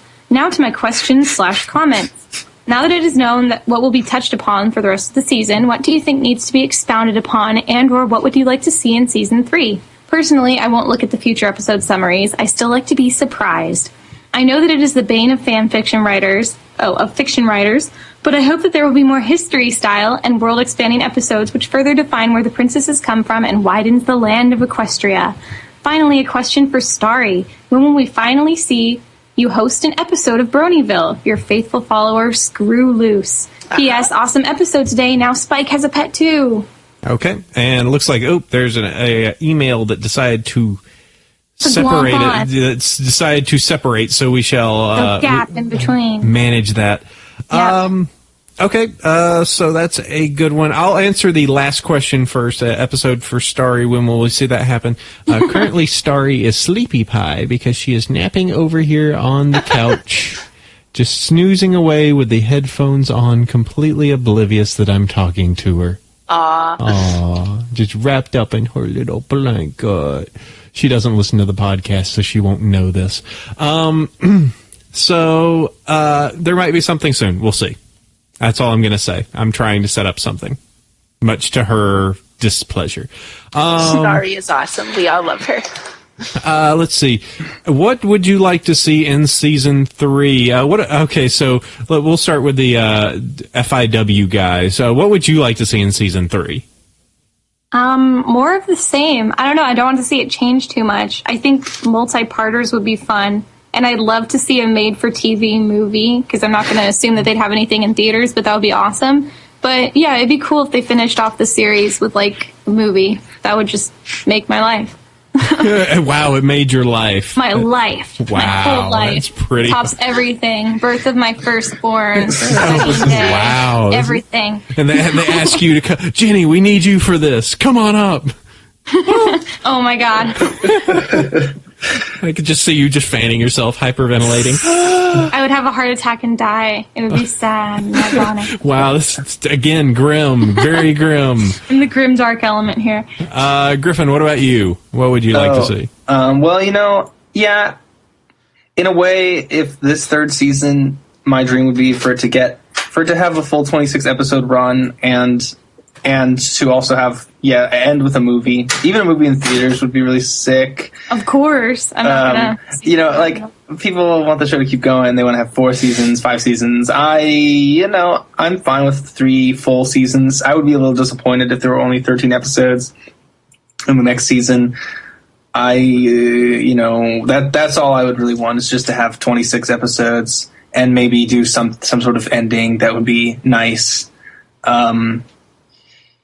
As far as episodes go, I don't know, just show more of have more fun with characters. Really, I like the random pairings, have an episode with just choose 2 ponies, I'd love to introduce a new main character. I feel like that'd be really fun. No, it wouldn't. They have all these toys, and it'd be cool to see them develop. No, like, a spin-off episode. Like, we've had an Apple Bloom episode that came out of nowhere at the time, and it'd be fun if they just did that with other ponies. Like, I'm not going to say, Lyra and Bon Bon. Like, it doesn't have to be Fanon. It would just be super fun to have, some brand new character. Like Lily Blossom, the one that's in the McDonald's set right now. They've got to have something planned for her. Well, and there was the rumor at one point about there being a CMC series that they wanted to put out there. Yeah, a spinoff that was just the Cutie Mark Crusaders just doing silly stuff. And that would be pretty cool. I think that was going to be geared for, like, a younger set, though. So even if they made it might be, like, kind of dumbed down, like, Playhouse Disney, a little painful to sit through, Are we talking the horse land of the world? Yeah, no, exactly. Like a horse land. No offense to any horse land executives out there. Yeah, of course not. I'm still holding out for my horse land gig. Let's see. What would, Pixel, what about you, season 3? More Trixie, please. Definitely more Trixie. I roll, okay. But realistically, I do kind of hope there's a season 4. I'm not ready for this ride to be over. I think I would be sad if season 3 is the last of it. And I'd be very sad if it's a shortened season. I would like to see kind of like the Witchcraft team was just talking about. I wouldn't mind seeing one episode that's just sort of devoted to maybe 2 or 3 background ponies or side ponies and just a slice of life of something going on with them. Yes. I think that could be really neat, just to break up the monotony of the formula a little bit. And it'll sell more toys. Everyone wins. There you go. Yeah, if you could invoke like Junebug is this character, like, okay, well now I want to get that, figure out what's out there. They have a full set. They have a Lily Blossom that is a character that has her own image in the toy set that has never shown up in the show, and that may be just because they haven't been asked to or something like that. And I know that from what I understand with Hasbro, that's a whole, like, the toy department doesn't speak to the production department, and they don't know what's coming out, etc. But, that would be something that would be kind of fun to see them play on. I wouldn't mind if all of season 3 was, like, every single episode about a different pony who you've never seen before. And they're all, like, in Ponyville, but they're all kind of doing their own thing, and it's different. And they cross paths every now and then. That'd be awesome. That would be cool in theory, but I get to know the whole town. Hope they don't do that. I mean, if they did that, I hope it wouldn't. That wouldn't be season 3, and then it's over. Yeah, it's just this schizophrenic, like, and they don't. It's just like, hey, you can see Twilight in the background. Now we're gonna go shop for carrots. Oh boys, and then Carrot Pony gets an episode. That would be the best thing ever. I'd love to see like a Rashomon episode where something happens and. Maybe it's Spike, maybe it's Twilight, but someone goes around and talks to all these side ponies who witnessed it. And and they like all of their own perspective. And we see something about their personality in each mini story. I think that would be neat. It doesn't have to be a lot, but just a little. Everybody's just there. An event happened, and they all are just like, "So what'd you see?" Yeah, and this character sees it like this, and this character sees it like that, and I would want one to just be like the really dumb pony where it's all drawn in crayon and has like discordant xylophone music over it, and not like Derpy because that would feel too obvious, but just like Bon Bon, like she's just really stupid. It's just like, well, I was going to the market, and there's just like. This sad preschooly thing. just this weird, just strange, like Discordian music. It would be so good. Season 3, I love what they do. So the season 2 has been just a blast so far. So I would like to strive more of the same.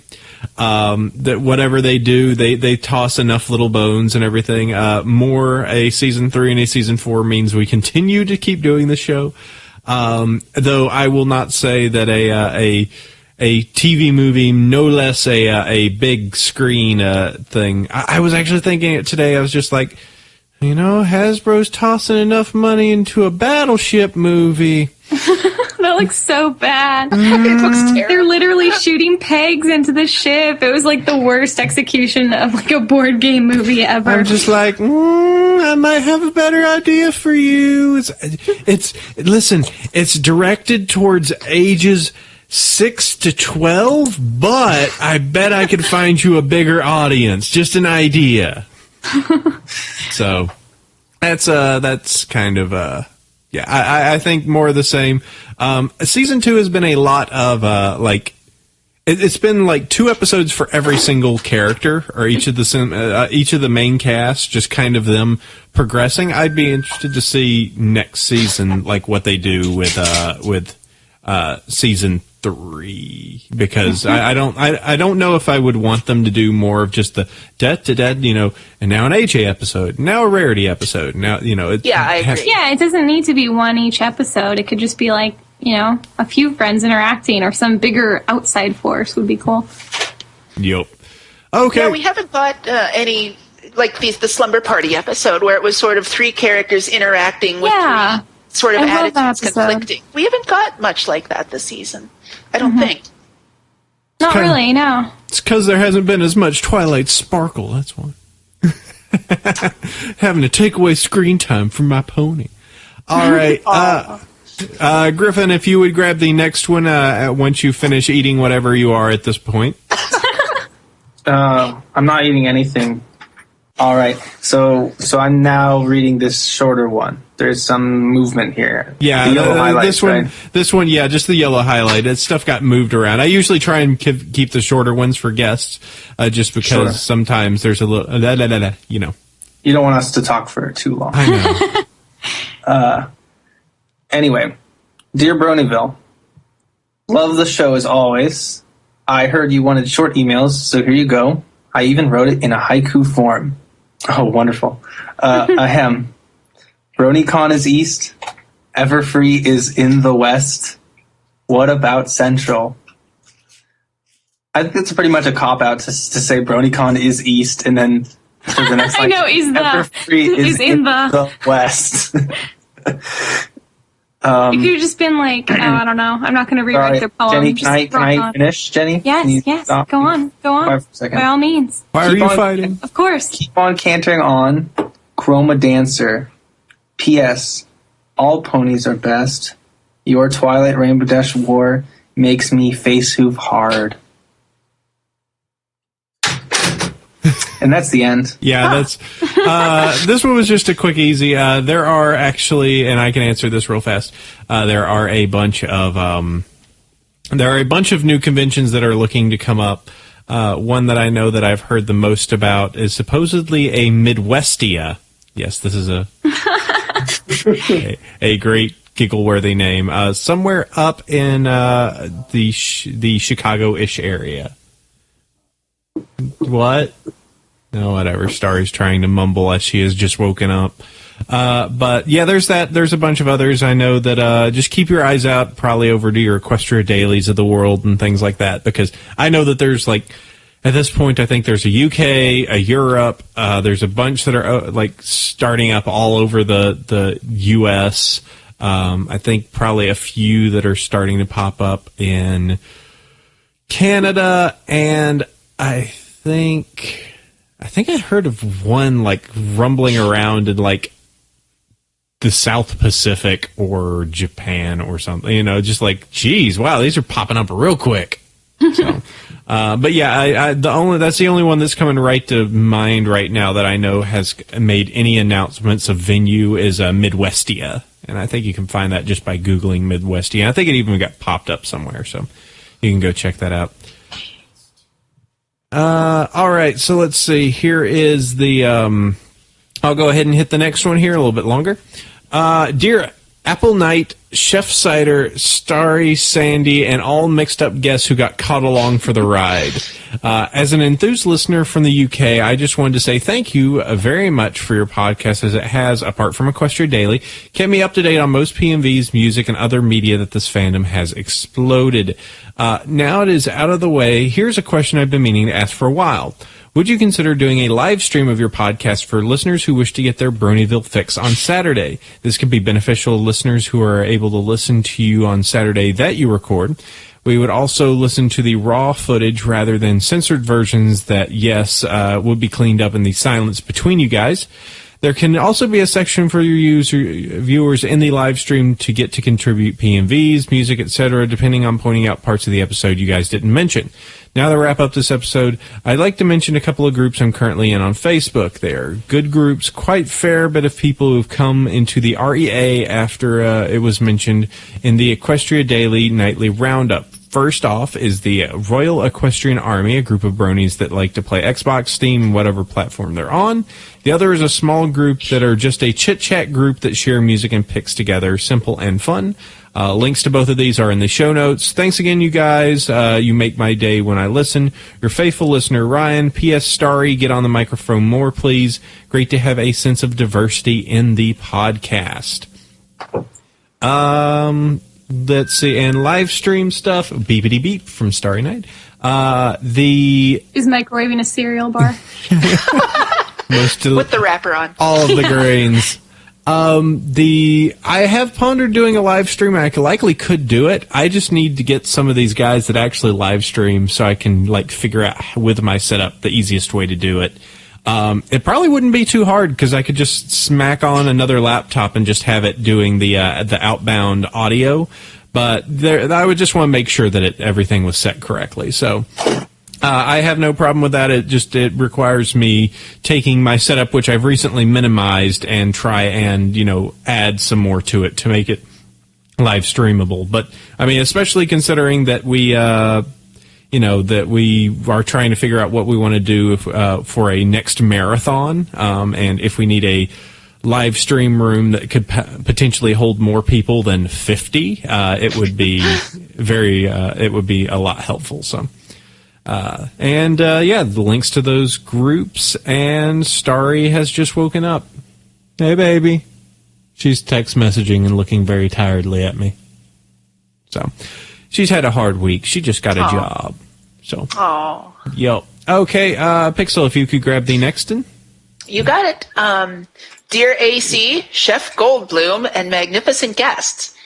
Getting the essentials out of the way. Long-time listener and big fan. Bronyville is the best podcast. Rainbow Dash and Pinkie Pie, Ty favorite pony, but all ponies are best ponies. On to the question, with a little backstory. I've been running a meetup group, shameless plug here, in Milwaukee, Wisconsin for about 5 months now. The group is focused at adult fans of My Little Pony and has been pretty successful. At the last meetup I ran, we had an unexpected turnout of teens, ranging from 14 to 16.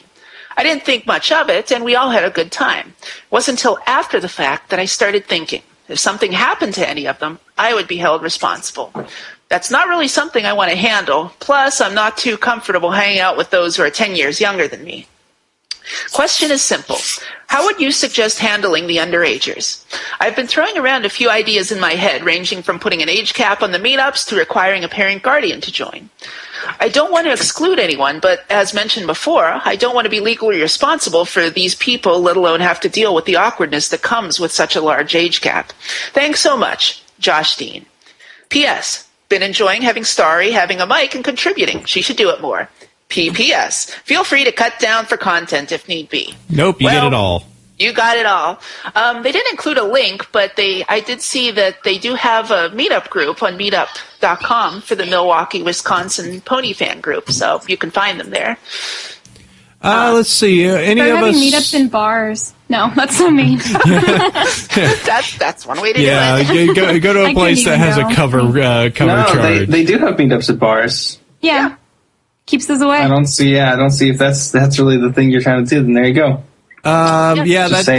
We've started doing that over here because there are definitely some younger teens, and I have had it where I enjoy everyone in our meetup group, but the younger kids definitely are way different than the older because they're a lot more spastic and fun and bouncy and and I'm just going like, you're saying they annoy you. No, I'm just saying get off my lawn.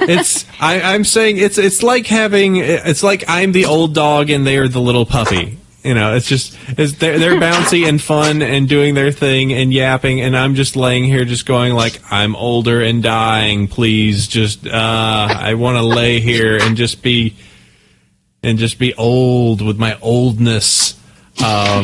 Yeah, I would seriously say the nicest thing to do is just have it in a bar so they don't feel like you're like uninviting them, and you don't have to say like, don't come if you're young, because then they literally can't come, and neither could I until next year. So have fun without me in Milwaukee. Wah wah. No, wah, wah. There's nothing with saying like, and there's also the point of you could have meetups that are. That, as said, we're going to be doing a 21 plus meetup at some place coming up here in a few weeks, and you could also just have meetups that are more tailored to particular interests that others have. If you had a gaming LAN party meetup, you would have most likely pulled the younger crowd if you did something like that. If you did, I know that Starry, for us over at the Bronies of Northern California, we've got a horseback riding meetup that we're planning. Oh, that's neat. That's really cool. I should go. And do you want to come up here to the Northern California and do this? I'm there in California. I'm on your meetup page, actually. Oh, really? Awesome. Well, Yeah. Come hang, dude. I will. I have a horse, so I can go and ride expertly. Not really. Look at that. Yeah, rock it out. Making connections here. I know. Okay, Starry wants a horse. Can you give her a horse? Yeah, okay. Okay, all right. Yeah. Congratulations, you've got a horse now. You can go ride your horse in Horseland. But the catch is, the horse is ugly. Oh. Now you'll never be able to love it. She says there is no such thing as an ugly horse, and I'm now renaming the episode "Friendship in Horseland." Yes. I don't understand that all horses are ugly. No, they're not. So No, they're not. real horses, they're a really gross. Sorry, I told you if you want to be on the show, you got to be mic'd up. You can't yell anymore. M said you can't do it. All right, so Sorry, Em. Horses are gorgeous. But yeah, that's what I suggest to do for underagers is just set up more meetups, and if you so have a decoy meetup at the nearby Chuck E. Cheese. You have your real meetup where you want it to be. Or just have the restaurant before you get there put up like a "you must be this tall to enter" thing. Be like, it's the restaurant rules. I'm so sorry. We are I didn't so know what I mean right here. now. We're being so terribly mean. Those dag young kids. All right. Let's see. Well, tell you what. Since Griffin sounded so put off earlier for reading such a short email, Jenny, would you mind if he read this colossal wall of text here? I wouldn't mind. It's my email. Oh no! I'm going to start setting it between you. You two are going to have to come to concessions. We'll read it in eerie unison. In a monotone. Like the Greek chorus. What is the name of those? Yeah, the Greek chorus. No, take it. I don't care. Okay. I don't want to read this. Okay. He gets so upset he had a short email, and I was like, no, responsibility, forget it. Oh, This God. is an awesome email, though. I'm looking Yeah, at really. Yes. Oh, my God. I'm so I excited. should be playing Star Trek fight I music shall read over it. this one. Okay, I get the hint, guys. I'll read it. I know you guys can do it. Here we go. Hey, Bronyville. Might I be speaking to Apple Cider? Nope. How goes? My name's Emmett Hall. I'm a storyboard artist on My Little Pony here in Vancouver. Wow. I've boarded on such episodes as Tortoise and the Mare, Heartwarming Eve, and the recently aired Putting Your Hoof Down. Tortoise and the Mare. That must That's have been not what the they called it. They called it the less clever thing. They might have. That might have been the internal. That may have been the internal name for That's it. his headcanon. Just wrapped up on a couple episodes of season 3. That's enough, Brony cred? Question mark. Well, in addition to drawing all your dreams come to life, I've also involved in the comedy community in Vancouver. For the past 5 years, I've been a member of the Comedy Award-nominated improv group, The Sunday Service. No church association. We just happen to perform every Sunday. It's stuck. And like you, Brones, we have a podcast. The Sunday Service presents a beautiful podcast. Our podcast is a comedy one, but it's quite different from the standard funny guys talking funny conversations. Ours is more sketch-based, radio plays, songs, live clips, improv, media, satire, yada yada. The closest thing to our shtick would be the Super Ego podcast, or maybe if Mr. Show with Bob and David was an audio form. A lot of what we do is improvised, edited, and then sound effects and music added after. We release a 35 to 40-minute episode once a month, and we're currently producing episode 15. Wow. If you're waiting for further MLP associations, in addition to performing on the podcast, I produce and edit it, and I compose all the music. I'm the one that works on MLP. Close link. There you go. Now, full disclosure, there's no MLP content on our web podcast whatsoever, and probably won't ever be, though we do spoof cartoons a bit. And there is certainly some explicit content scattered throughout each episode. May not be for all. I just figured I'd attempt to tap into the bountiful Bronyverse, offer up your savvy listenership some alternative entertainment, and shamelessly promote a beautiful podcast. So I'll leave it up to you if you want to give a shout out on the show. Totally cool if you choose to. Don't due to lack of actual MLP content. Just making the PR rounds. And then they've got a link to the website, iTunes, Twitter. Okay, Bronyville, thanks for reading this much. Keep that friendship magic, fellas. Emmett Hall. Woohoo! Woohoo! You made it through it. So yeah, that's a podcast by one of the storyboard guys over at DHX. It's pretty cool. Beautiful podcast. I found out about it just yesterday and then saw this email and went, oh, hey, should probably check that out. Need to find the RSS because I don't like the iTunes as specified earlier. I use my dog catcher on Android. But yes, go check that out. Go give that a listen and go give them a good rating if you like it. That's always appreciated for any of the podcasts out there. And Dude Works on Pony. You like that? That's true. Okay, so let's go ahead and move this on. We're closing quickly to the end of this program. As that, I would like to go and congratulate our 5-star iTunes bronies. We have 535 ratings right now on iTunes, even though I don't. So I don't like iTunes, but it's the best place to probably find us. The most places hit that, and leaving us on there. We are always highly rated on the service. So super big thanks to Alan 12345678996. Woo 347, Winsworth, Refora 1N80W D45H, and RS Sparkle. And that takes care of that. So now we are down here to the one cool thing. Griffin still needs to figure out what he is going to put down. I think I know. Okay, all right. I know what I'm going to put. Type it in. I'll start going through mine. We will meet at the very end since you are the last one on the list. I am going to offer two here. The She Reads All Day PMV and the Super Best Friends videos. She Reads All Day is an awesome PMV. The same guy that did the chickens video a few months ago with did a new one all based on Twilight Sparkle, who is Best Pony. And it is it's just a fun, silly audio thing with a whole bunch of cuts and pictures of Twilight telling you to read big books, small books, all books, read every book. And then my other one is Super Best Friends. So that Lauren Faust that you love so much that created the My Little Pony Friendship is Magic is working on a new project, and that is the Super Best Friends. And this is a little clip that you can catch to see, how that it is.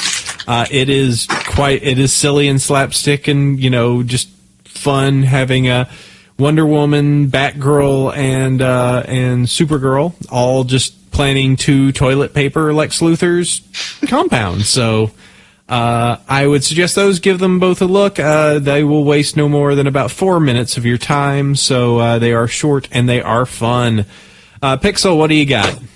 My one cool thing is actually several hundred amazingly cool friends and fans over at the hashtag Twitter Ponies and hashtag Twitter Bronies over on, strangely enough, Twitter. Twitter Ponies is a role-play group encompassing just about every character on the show, no matter how major or minor. There's a lot of silly and entertaining conversations that take place between the characters, and it's definitely worth checking out. Twitter Bronies is a fan-oriented social group and news group, and it's grown to be a really cool place with all kinds of great fan interaction. Even as we speak, a member of that group is tweeting live from WonderCon and attending Lauren Faust's panel there. So even if you don't feel like having an @Crackle Dragon novelty account, it's just kind of an awesome, friendly group of people to hang out with and talk to on Twitter. So highly recommend it. And now to go register my Crackle Dragon account. All right, Jenny, how about you? Okay, mine is a Brony musician named Replacer, who I think just kind of came out of nowhere. Not a lot of people are listening to him yet. He did a remix of the song Let Your Mane Down, and it's really cool. It's super funky. It's got a good beat, and it's kind of a stripped-down version of the original song, and I think it's worth a listen. It's one of my favorite vocal pony songs in a while. And I also linked to the Dream Valley site, which is the resource for all things old gen, and I think more bronies should totally look at the old ponies. They've got a lot of weird lines and cool things that you wouldn't expect. So, yeah. Skulk through there sometime. There's a lot of cool stuff to look at. All right, super cool. And Griffin, I see that we are invoking the Fluffy Dan on this. So what is this silliness all about? Just the only thing that came to my mind was I noticed on Tumblr that Fluffy, I think that's the name of the artist, is making a Dan. He runs the Dan versus MLP Tumblr. If anyone knows of that, I have seen the Dan versus MLP. Yes, that is actually a really good Tumblr. It's the artist dude Fluffy. He's made 2 games. He made a Gotta Go Fast game where you are a fluffy pony and you're racing Rainbow Dash using every space bar. Yeah. Yes, you got to hit the space bar rapidly, and he's working on another game right now, as far as I can tell. There's, on his Tumblr, you can find like sort of a really rough cut where you're Dan and you walk around and it's super cute. You're literally Dan in Equestria and you walk around and you run into Twilight, you talk with her, you walk outside, stuff like that. Your own little adventure game. Yeah, it's not a real game yet. It's just trying to show the engine off, and I think it looks really cool. And Dan being a not so happy fellow. Yes. What's the TV show he's from? It's also on the Hub. I'm completely losing Dan it. versus. Oh, it actually is Dan versus. Okay. Yep. Yeah. All right, well, that's cool. So, yeah, if you could find the link for that, Griffin, either if it's the Tumblr, then just link across to the Tumblr. Sure. That works as well.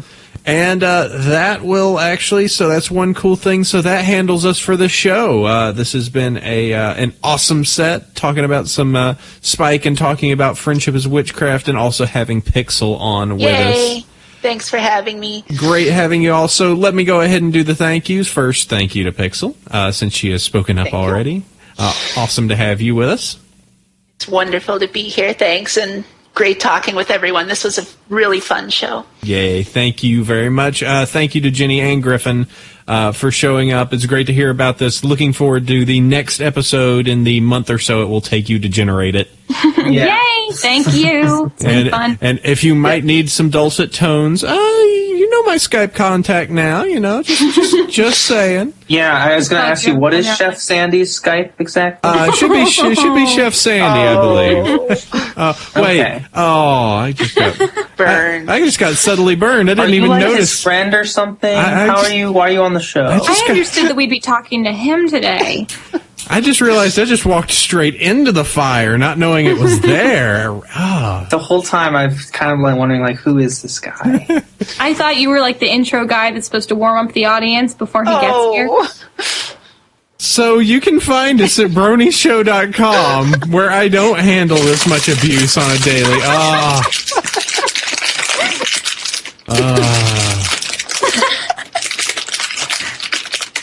Thank you, Griffin. That was Very special. You can find us at BronyShow.com. That is our website where you can find the podcast. Leave us notes. Go check it out. We do have the OC uploader if you so wish to show off your OC. That's up there at the top of the page. If you want to leave us a email, you can do that over at bronyville@gmail.com. Please leave us an iTunes review. Just go inside of there, leave it, and we might say your name and say, hey, you're a cool guy or lady or pony person for liking us. If you want to follow Twitter accounts, tell you what, we can go and list everyone's here, since Chef Sandy, who would be at Chef Sandy, isn't listed here. My Twitter account is Bronyville. Pixel, what about you? I am at Pixelkitties, Pixelkitties. And Ginny and Griffin, you have any Twitter accounts? I don't have a Twitter. I'll put a link to my Tumblr. Okay, that works. Yeah, cool. I got a Tumblr. Okay, then you two just here. I'll make. There you go. There Tumblr. you go. Here we go. Things are happening right now. And meetup groups, I am part of the Bronies of Northern California, as is Ginny, it seems. Yeah. And the North... We've met you before, Apple Cider. Am I completely... Yeah, we met him at one of the meets, right? We went to a meetup and you were there. I am drunk half the time, so it wouldn't surprise me that just like, having to deal with a lot of crazy... Which meet was it? Oh, I don't know. You were wearing the arcade shirt one. and khaki shorts. Oh, the arcade meet. There you go. Yeah, I remember that one when we went to Malibu. Yeah, that was all right. We do lots of cool things at Bronies in Northern California. It was cool. All right. I'll have to. Now I really feel bad. They have succeeded in their job of making me feel just. It's deep regret in my heart. Yeah, all right. Quite honestly, we were trying to meet Chef Sandy when we were going to that. Yeah, he wasn't there. I was promised that he get would an be autograph or something. there. Yeah. You can go to the meetup groups. It's Bronies of Northern California. Chefs is the North Texas Bronies. And we are currently planning on going to Everfree Northwest. So this episode is turned tragically hostile at the very end. Will Sandy be at Everfree or just you? Yes, he will be at Everfree Northwest. Oh, thank Okay, God. cool. You won't be with him the whole time, will you? Wondering if you can splinter off. Wow. Friendship is painful. Maybe he'll send you for drinks or something. I am getting railroaded on my own show. This is amazing. Okay, you guys are skilled. All right, so this will go ahead and close us out for episode number 46. We will go ahead and catch you folks next week, so sleep well, every pony. Cool. Yay! Yay, it's over. It's over. When I'm feeling broken down, she has always got my back. Something giant hat. Yes, I love my sister Rarity.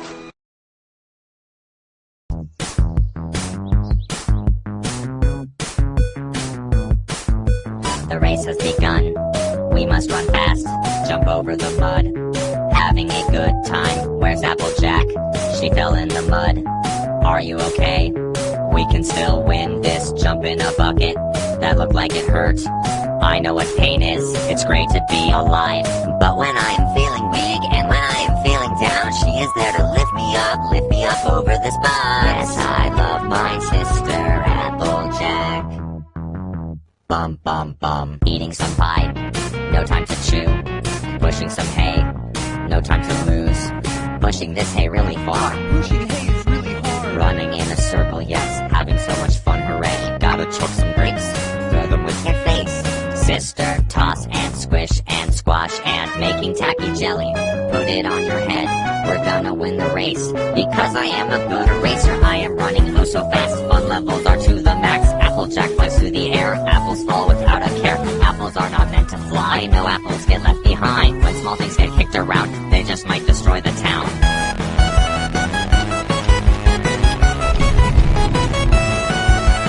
When I'm feeling broken down, she has always got my back. Life is worth protecting now, place it in that giant hat. Yes, I love my sister Applejack. Now we're racing toward the finish line. Nothing matters once you die, but we're along for the ride. And you sacrifice the meaning just to have the words rhyme. In the end, it all comes down to just how far we can slide.